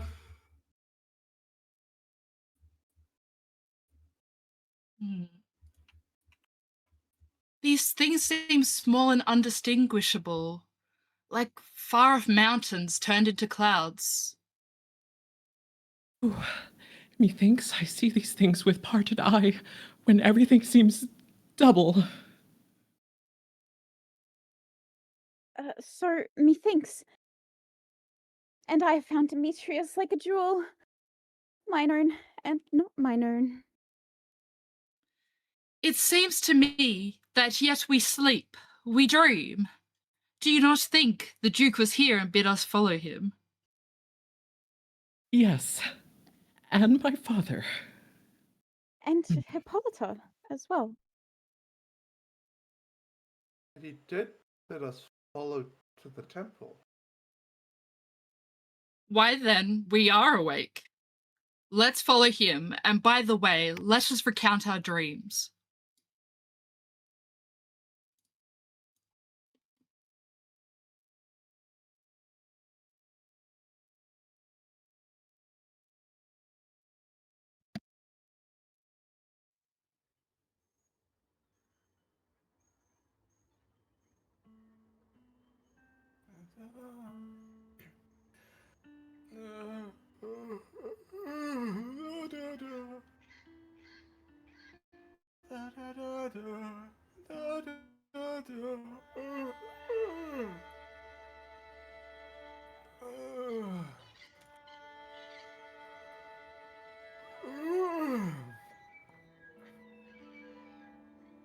When my cue comes, call me and I will answer. My next is most fair Pyramus. Hey ho! Peter Quince? Flute the bellows mender? Snout the tinker? Starveling? Gods, my life, stolen hence and left me asleep. I have had the most rare vision. I've had a dream past the wit of man to say what dream it was. Man is but an ass if he go about to expound this dream. Methought I was, there is no man can tell what. Methought I was, and methought I had. But man is but a patched fool if he will offer to say what methought I had.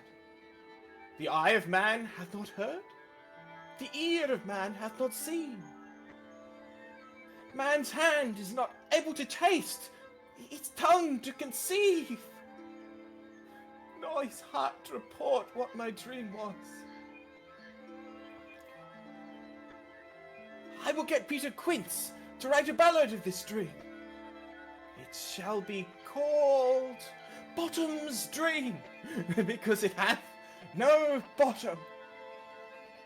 And I shall sing it in the latter end of a play before the Duke. Peradventure, to take it the more gracious, I shall sing it at her death.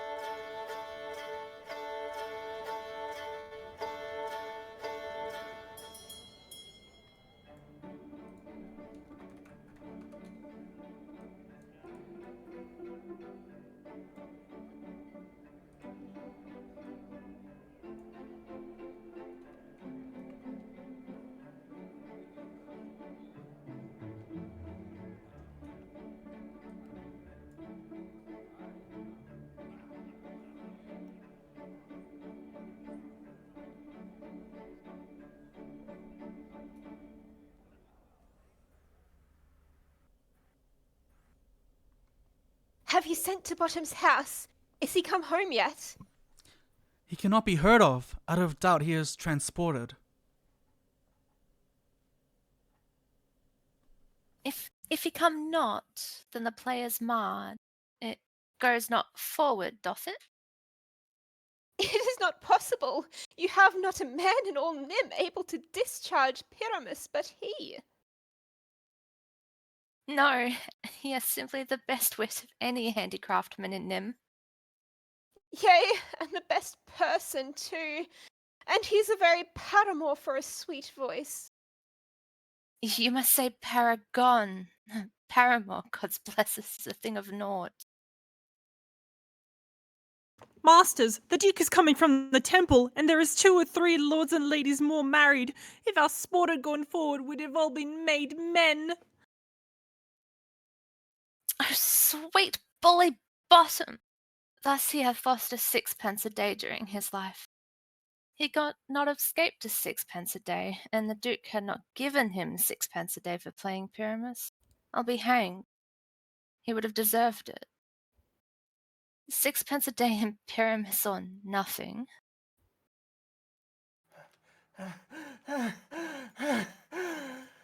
What are these, lads? What are these hearts? Bottom!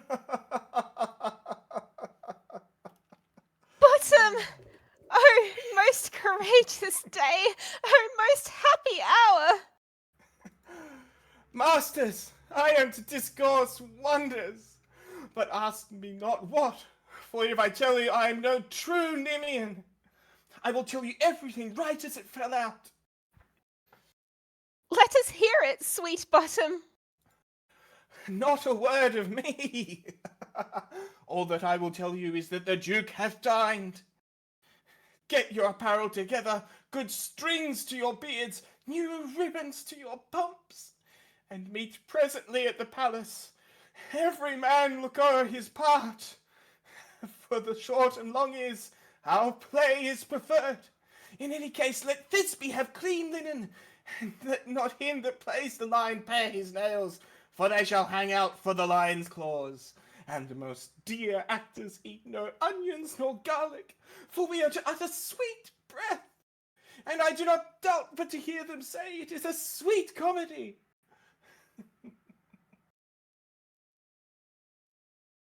No more words. Away! Go! Away!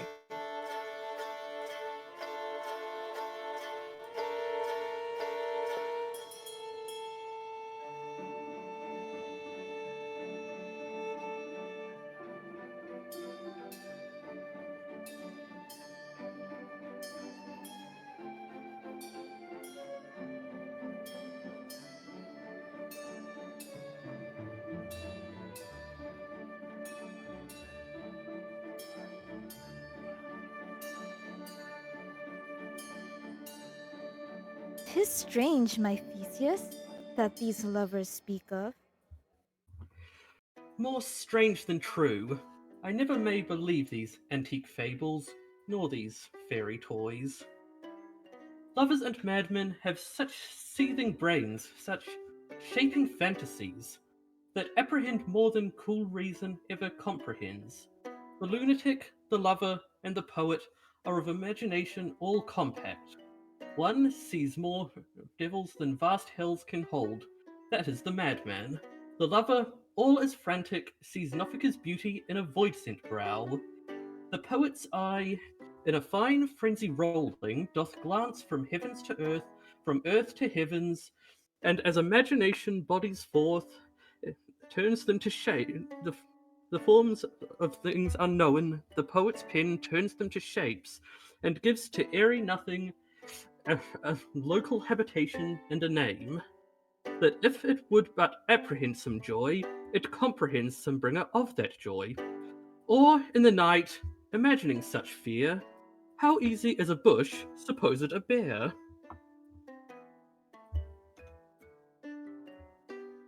But all the story of the night told over, and all their minds transfigured so together, more witnesseth than fancy's images, engrossed to something of great constancy, but howsoever strange and admirable.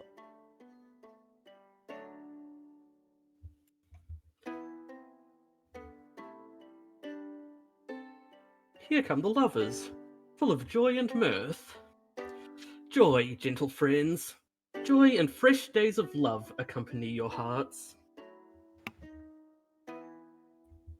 More than to us. Wait in your royal walks, your board, your bed. Come now, what masks, what dances shall we have to wear away this long age of 3 hours between our after-supper and bedtime? Where is our usual manager of mirth? What revels are in hand? Is there no play to cease the anguish of a torturing hour? Call Aegeus. Here, mighty Theseus. Say, what abridgment have you for this evening? What mask? What music? How shall we beguile the lazy time, if not with some delight? There is a brief how many sports are ripe.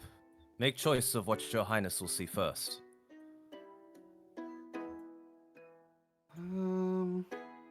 Oh. The battle with the centaurs, to be sung by a Nemean eunuch to the harp. Will none of that. That I have told my love, in glory of my kinswoman Khetto.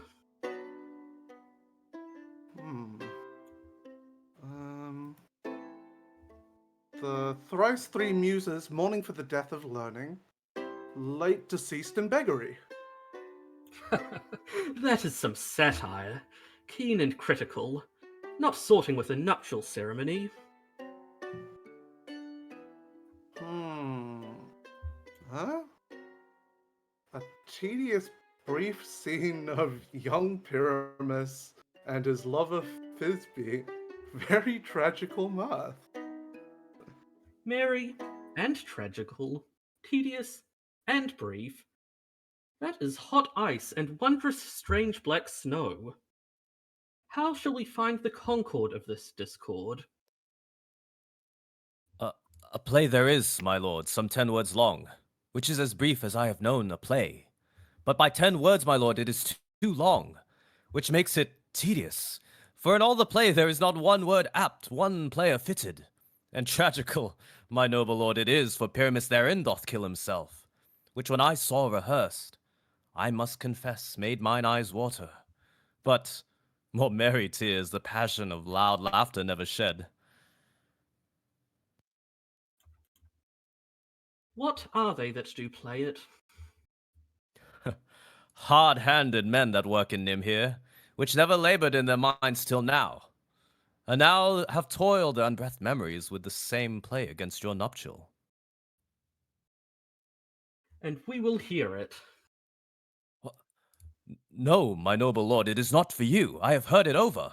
And it is nothing in the world unless you can find sport in their intents, extremely stretched and conned with cruel pain to do you service. I will hear that play, for never anything can be amiss when simpleness and duty tender it. Go, bring them in, and take your places, ladies.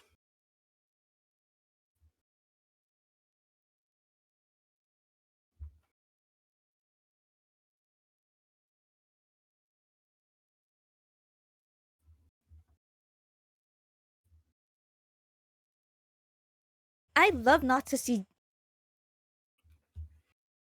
wretchedness o'ercharged and duty in his service perishing. Why, gentle sweet, you shall see no such thing. He says they can do nothing in this kind. The kind are we to give them thanks for nothing. Our sport shall be to take what they mistake, and what poor duty cannot do, noble respect takes it in might, not merit. Where I have come, great clerks have purposed to greet me with premeditated welcomes, where I have seen them shiver and look pale, make periods in the midst of sentences, throttle their practised accent in their fears, and in conclusion dumbly have broke off, not paying me a welcome. Trust me, sweet, out of this silence yet I picked a welcome, and in the modesty of fearful duty I read as much from the rattling tongue of saucy and audacious eloquence. Love, therefore, and tongue-tied simplicity in least speak most to my capacity. So please your grace, the prologue is addressed. Let him approach.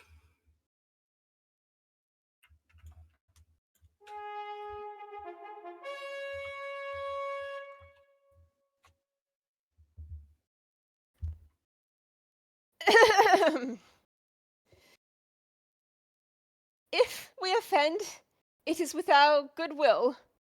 That you should think we come not to offend, but with goodwill, to show our simple skill that is the true beginning of our end.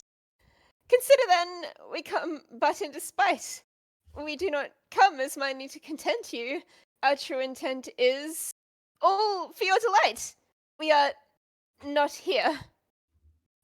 That you should here repent you. The actors are at hand, and by their show you shall know all that you are like to know. This fellow doth not stand upon points. He hath read his prologue like a rough colt. He knows not the stop. A good moral, my lord. It is not enough to speak, but to speak true. Indeed, he hath played on this prologue like a child on a recorder. A sound, but not in government. His speech was like a tangled chain, nothing impaired, but all disordered. Who is next?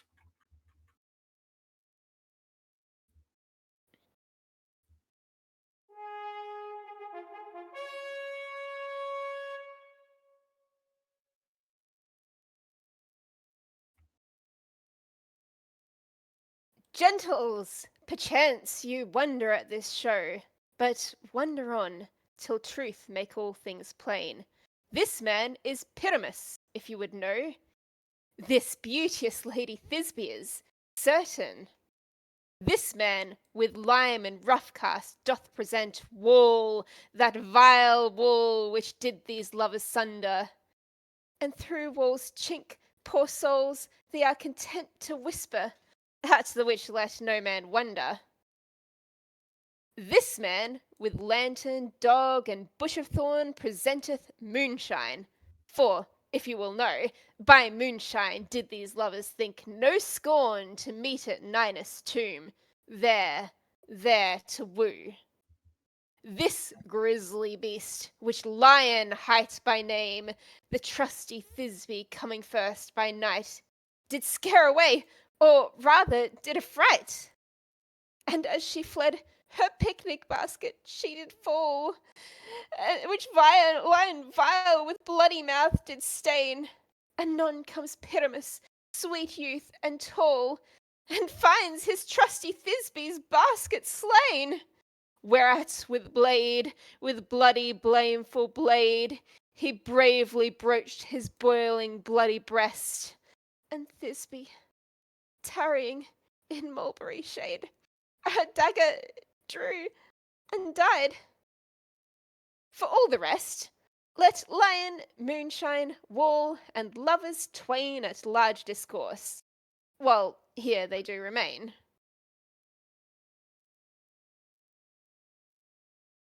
I wonder if the lion be to speak. Oh, no wonder, my lord. One lion may when many asses do. In the same interlude it doth befall that I, one snap by name, present a wall, and such a wall as I would have you think, that had it in a crannied hole or chink through which the lovers, Pyramus and Thisbe, did whisper often, very secretly. This loam, this rough cast, and this stone doth show that I am that same wall. The truth is so. And this the cranny is, right and sinister, through which the fearful lovers are to whisper. Would you desire Lyman here to speak better? It is the wittiest partition that ever I heard discourse, my lord.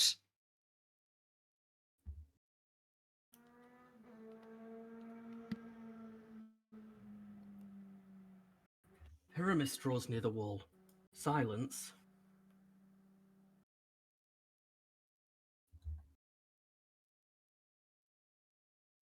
Oh, grim look at night. Oh, night with hue so black. Oh, night which ever art when day is not.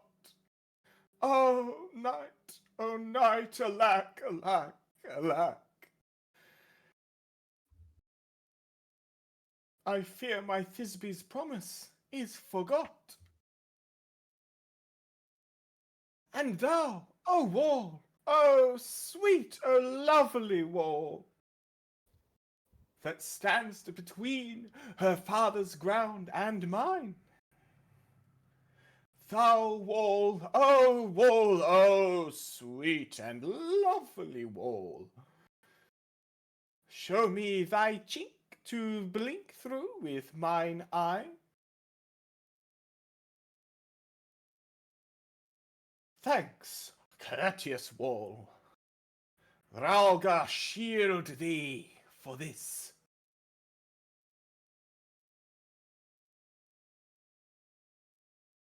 But what see I?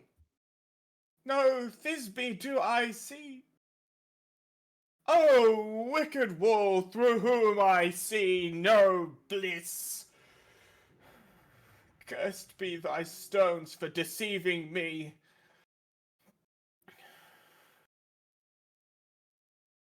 This wall, methinks, being sensible, should curse again.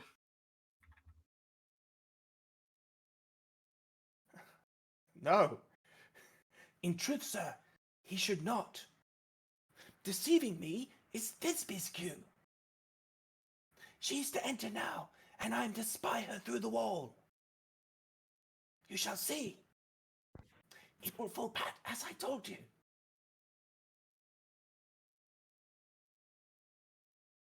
Yonder she comes.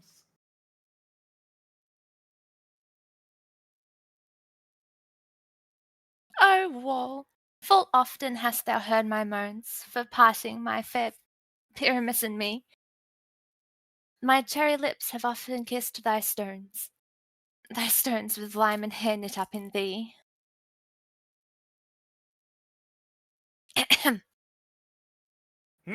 Oh, I see a voice. Now will I to the chink to spy, and I can hear my Thisbe's face. Thisbe? My love, thou art my love, I think.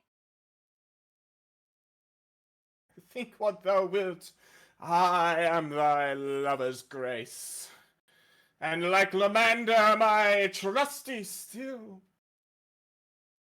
And I, like Helen, till fates me kill. Not Cephalus to Procrus was so true. As Cephalus to Procrus I to you. Oh, kiss me through the hole of this vile wall. I kiss the wall's hole, not your lips at all. Wilt thou at Ninny's tomb meet me straightway? Tide life, tide death, I come without delay.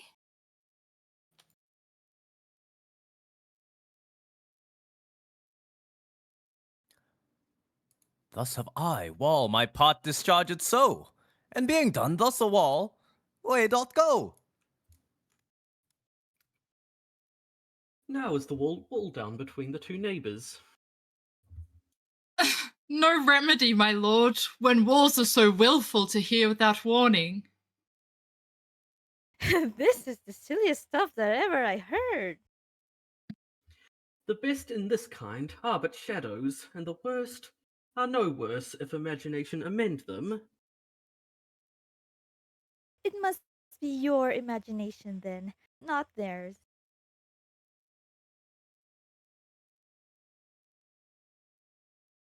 If we imagine no worse of them than they of themselves, they may pass for excellent men.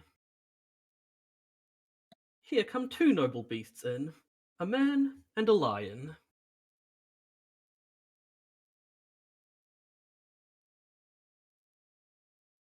You, ladies, whose gentle hearts do fear the smallest monstrous mouse that creeps on floor, may now perchance both quake and tremble here when a lion rough in wildest rage doth roar.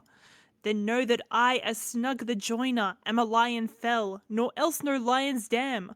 For if I should as lion come in strife into this place, 'twere pity on my life.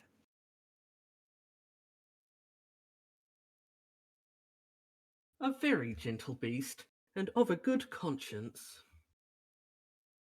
The very best at a beast, my lord, that e'er I saw. This lion is a very fox for his valour. True, and a goose for his discretion. Not so, my lord, for his valour cannot carry his discretion, and the fox carries the goose. His discretion, I am sure, cannot carry his valour, for the goose carries not the fox. It is well. Leave it to his discretion, and let us listen to the moon. This lantern doth the hornet moon present. He should have worn the horns upon his head. He is no crescent, and his horns are invisible within the circumference. This lantern doth the hornet moon present. Myself the maneth moon do seem to be. This is the greatest error of all the rest. The man should be put into the lantern. How is it else the man of the moon? He dares not come there for the candle, for you see, it is already in snuff. I am aweary of this moon. Would he would change.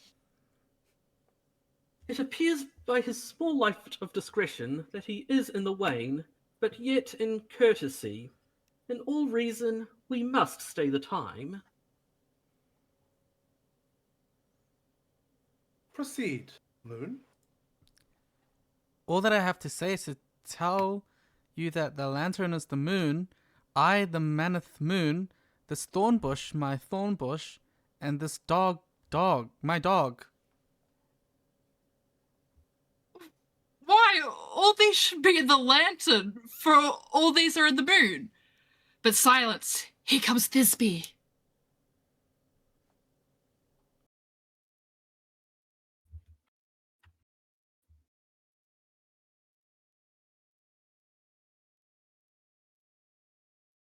This is all not Ninny's tomb, but where is my love?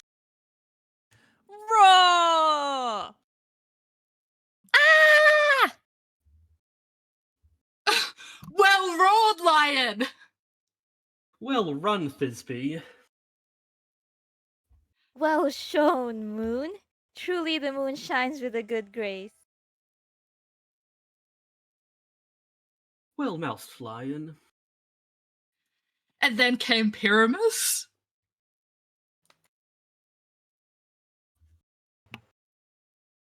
And so the lion vanished.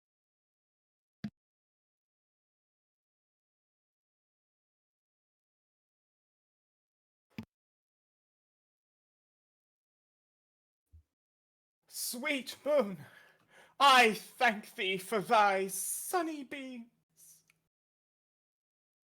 I thank thee, moon, for shining now so bright.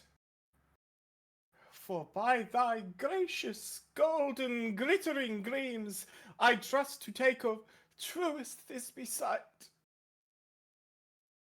But stay, O spite! But mark, poor knight! What dreadful dole is here? Eyes do you see? How can it be? Oh, dainty duck, oh dear! Thy picnic basket good, what, stained with blood?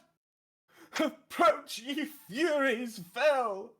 Oh, fates, come, come, cut thread and thrum, quail, crush, conclude, and quell. This passion, and the death of a dear friend, would go near to make a man look sad. Beshrew my heart, but I pity the man. Oh, wherefore nature didst thou lions frame? Since lion vile hath here deflowered my dear, which is, no, which was, the fairest dame that lived, that loved, the light that looked, with cheer. Come, tears confound, golden wound, the pap of Pyramus. I that left pap where the heart doth hop. Thus die I, thus. Now I am dead. Now I am fled. My soul is in the sky. Tongue, lose thy light. Moon, take thy flight. Now die.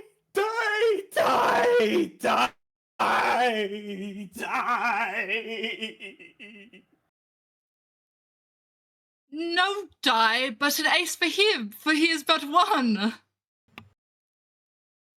Less than an ace, man, for he is dead. It's nothing. With the help of a surgeon, he might yet recover and prove a chocobo's ass. How chance! Moonshine is gone before Thisbe comes back and finds her lover. She will find him by moonlight. Here she comes, Methinks, and her passion ends the play. methinks you should not use a long one for such a Pyramus. I hope she will be brief. A moat will turn the balance. Which Pyramus, which Thisbe is the better? He for a man, God's warrant us. She for a woman, God's bless us. She hath spied him already with those sweet eyes. And thus she means, videlicet. Asleep, my love? What? Dead, my dove? Oh, Pyramus, arise! Speak! Speak! Quite dumb! Dead? Dead? A tomb must cover thy sweet eyes, these lily lips, this cherry nose, these yellow cowslip cheeks are gone. Gone. Lovers make moan. His eyes were green as leeks. Oh, sisters three, come to me, with hands as pale as milk, lay them in gore, since you have sure with shears his thread of silk. Tongue, not a word. Come, trusty sword. Come, my blade, my breast imbue, and farewell, friends. Thus Thisbe ends. Adieu, adieu, adieu.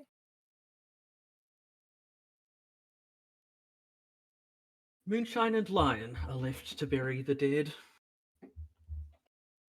I and Wall too.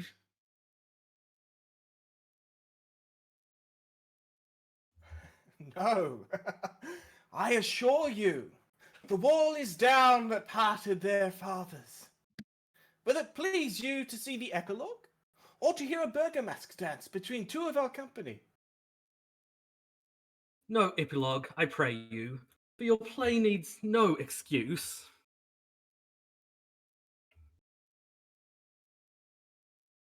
Never excuse, for when the players are all dead, there need none to be blamed. Marry, if he that writ it had played Pyramus and hanged himself in Thisbe's garter, it would have been a fine tragedy. And so it is truly, and very notably discharged. But come, your burgomask, let your epilogue alone.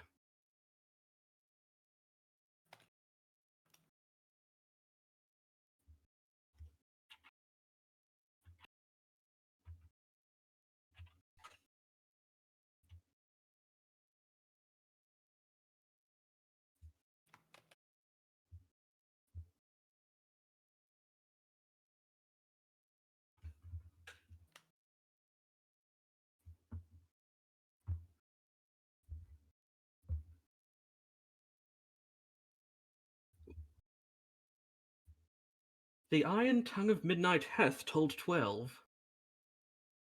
Lovers, to bed, 'tis almost fairy time. I fear we shall outsleep the coming morn as much as we this night have overwatched. This palpable gross play hath well beguiled the heavy gait of night. Sweet friends, to bed. A fortnight hold we this solemnity, in nightly revels and new jollity.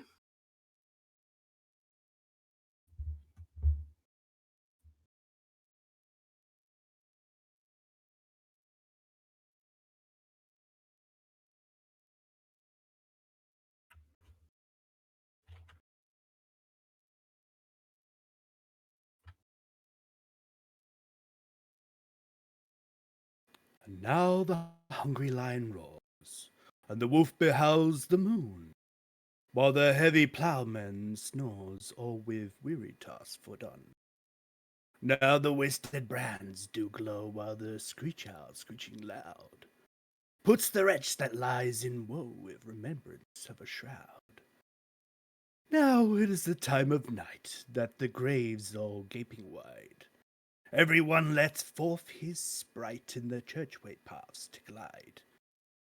And we fairies that do run by the triple Hecate's team, from the presence of the sun, following darkness like a dream. Now our frolic, not a mouse shall disturb this hallowed house. I am sent with broom before, to sweep the dust behind the door.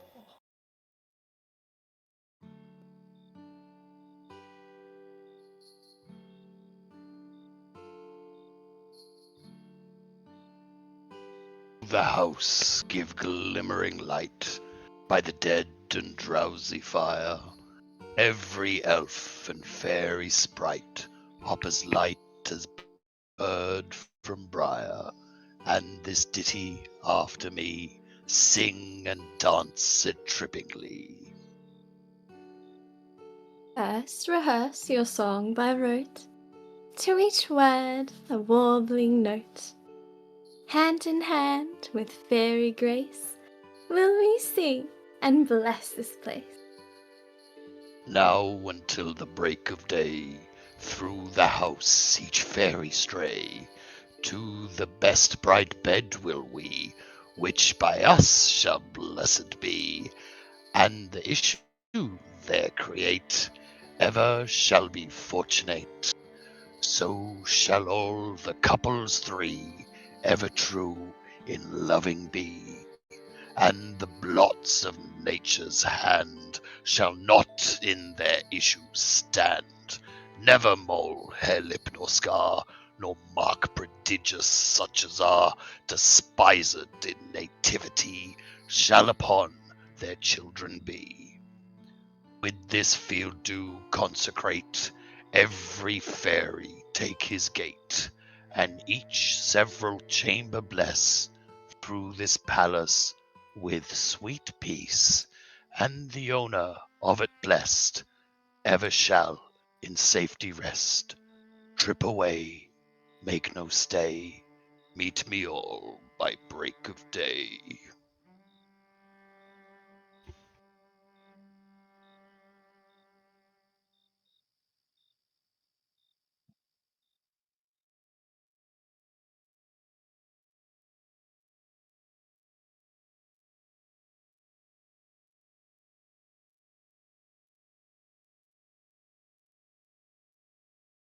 If we shadows have offended, think but this and all is mended, that you have but slumbered here while these visions did appear, and this weak and idle theme no more yielding but a dream. Gentles, do not reprehend, if you pardon we will mend.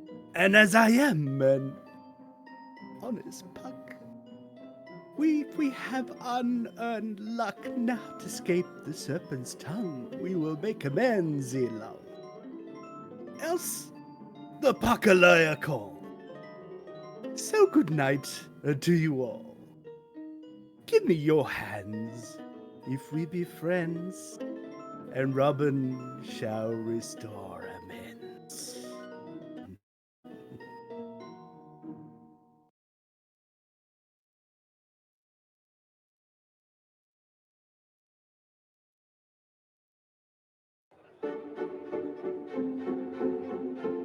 everyone, please give a big hand to our cast. Taylor Belladonna as Robin Goodfellow.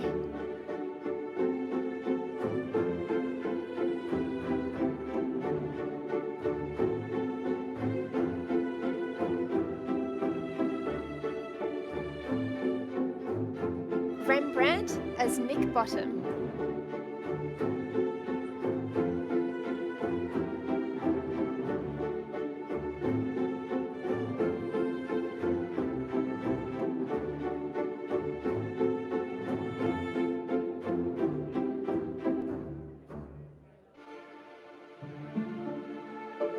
Killy Liega as Quince, Togepi as Flute, Boba Boba as Snout, Pasta Fazul as Snug, and Just Juice as Starveling.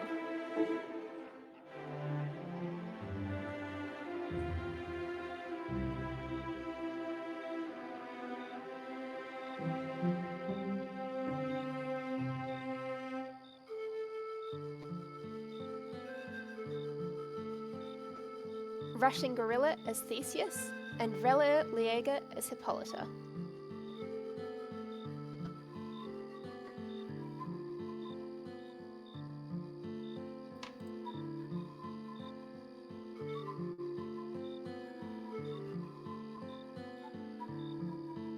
Boba Boba as Aegis.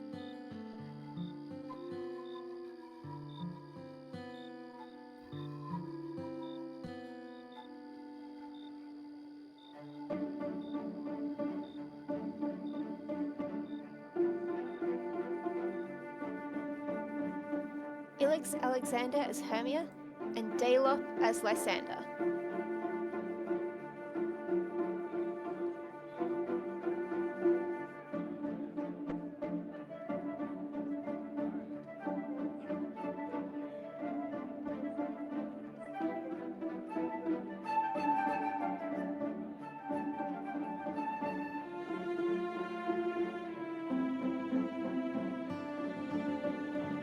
Violet Venfair as Demetrius, and Agatha Crispy as Helena.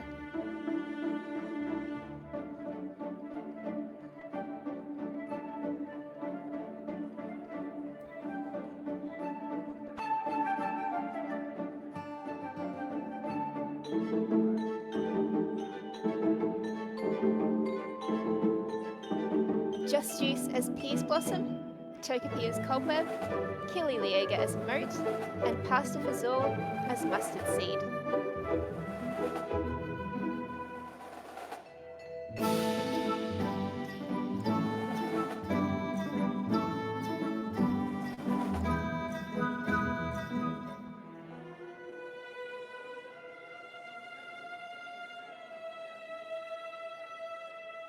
Nokrila Stillwater as Oberon, and Chamuni Samuni as Titania.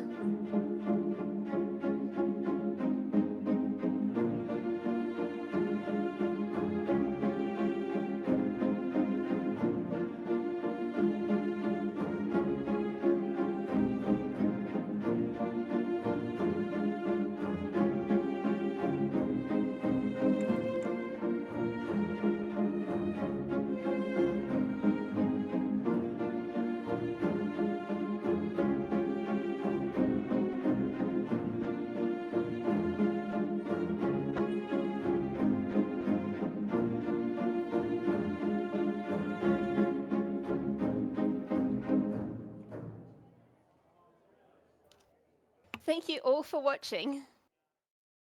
Finally, could we have a massive round of applause for our amazing, talented, and lovely director, Killy Liega, without whom none of this would be possible. Thank you. We love you, Killy. Okay. Love you, Killy. I love you. I love all of you too. This has been an honor. All right, time to end the stage and the stream. Thank you all so much. Cast a screenshot? Yeah.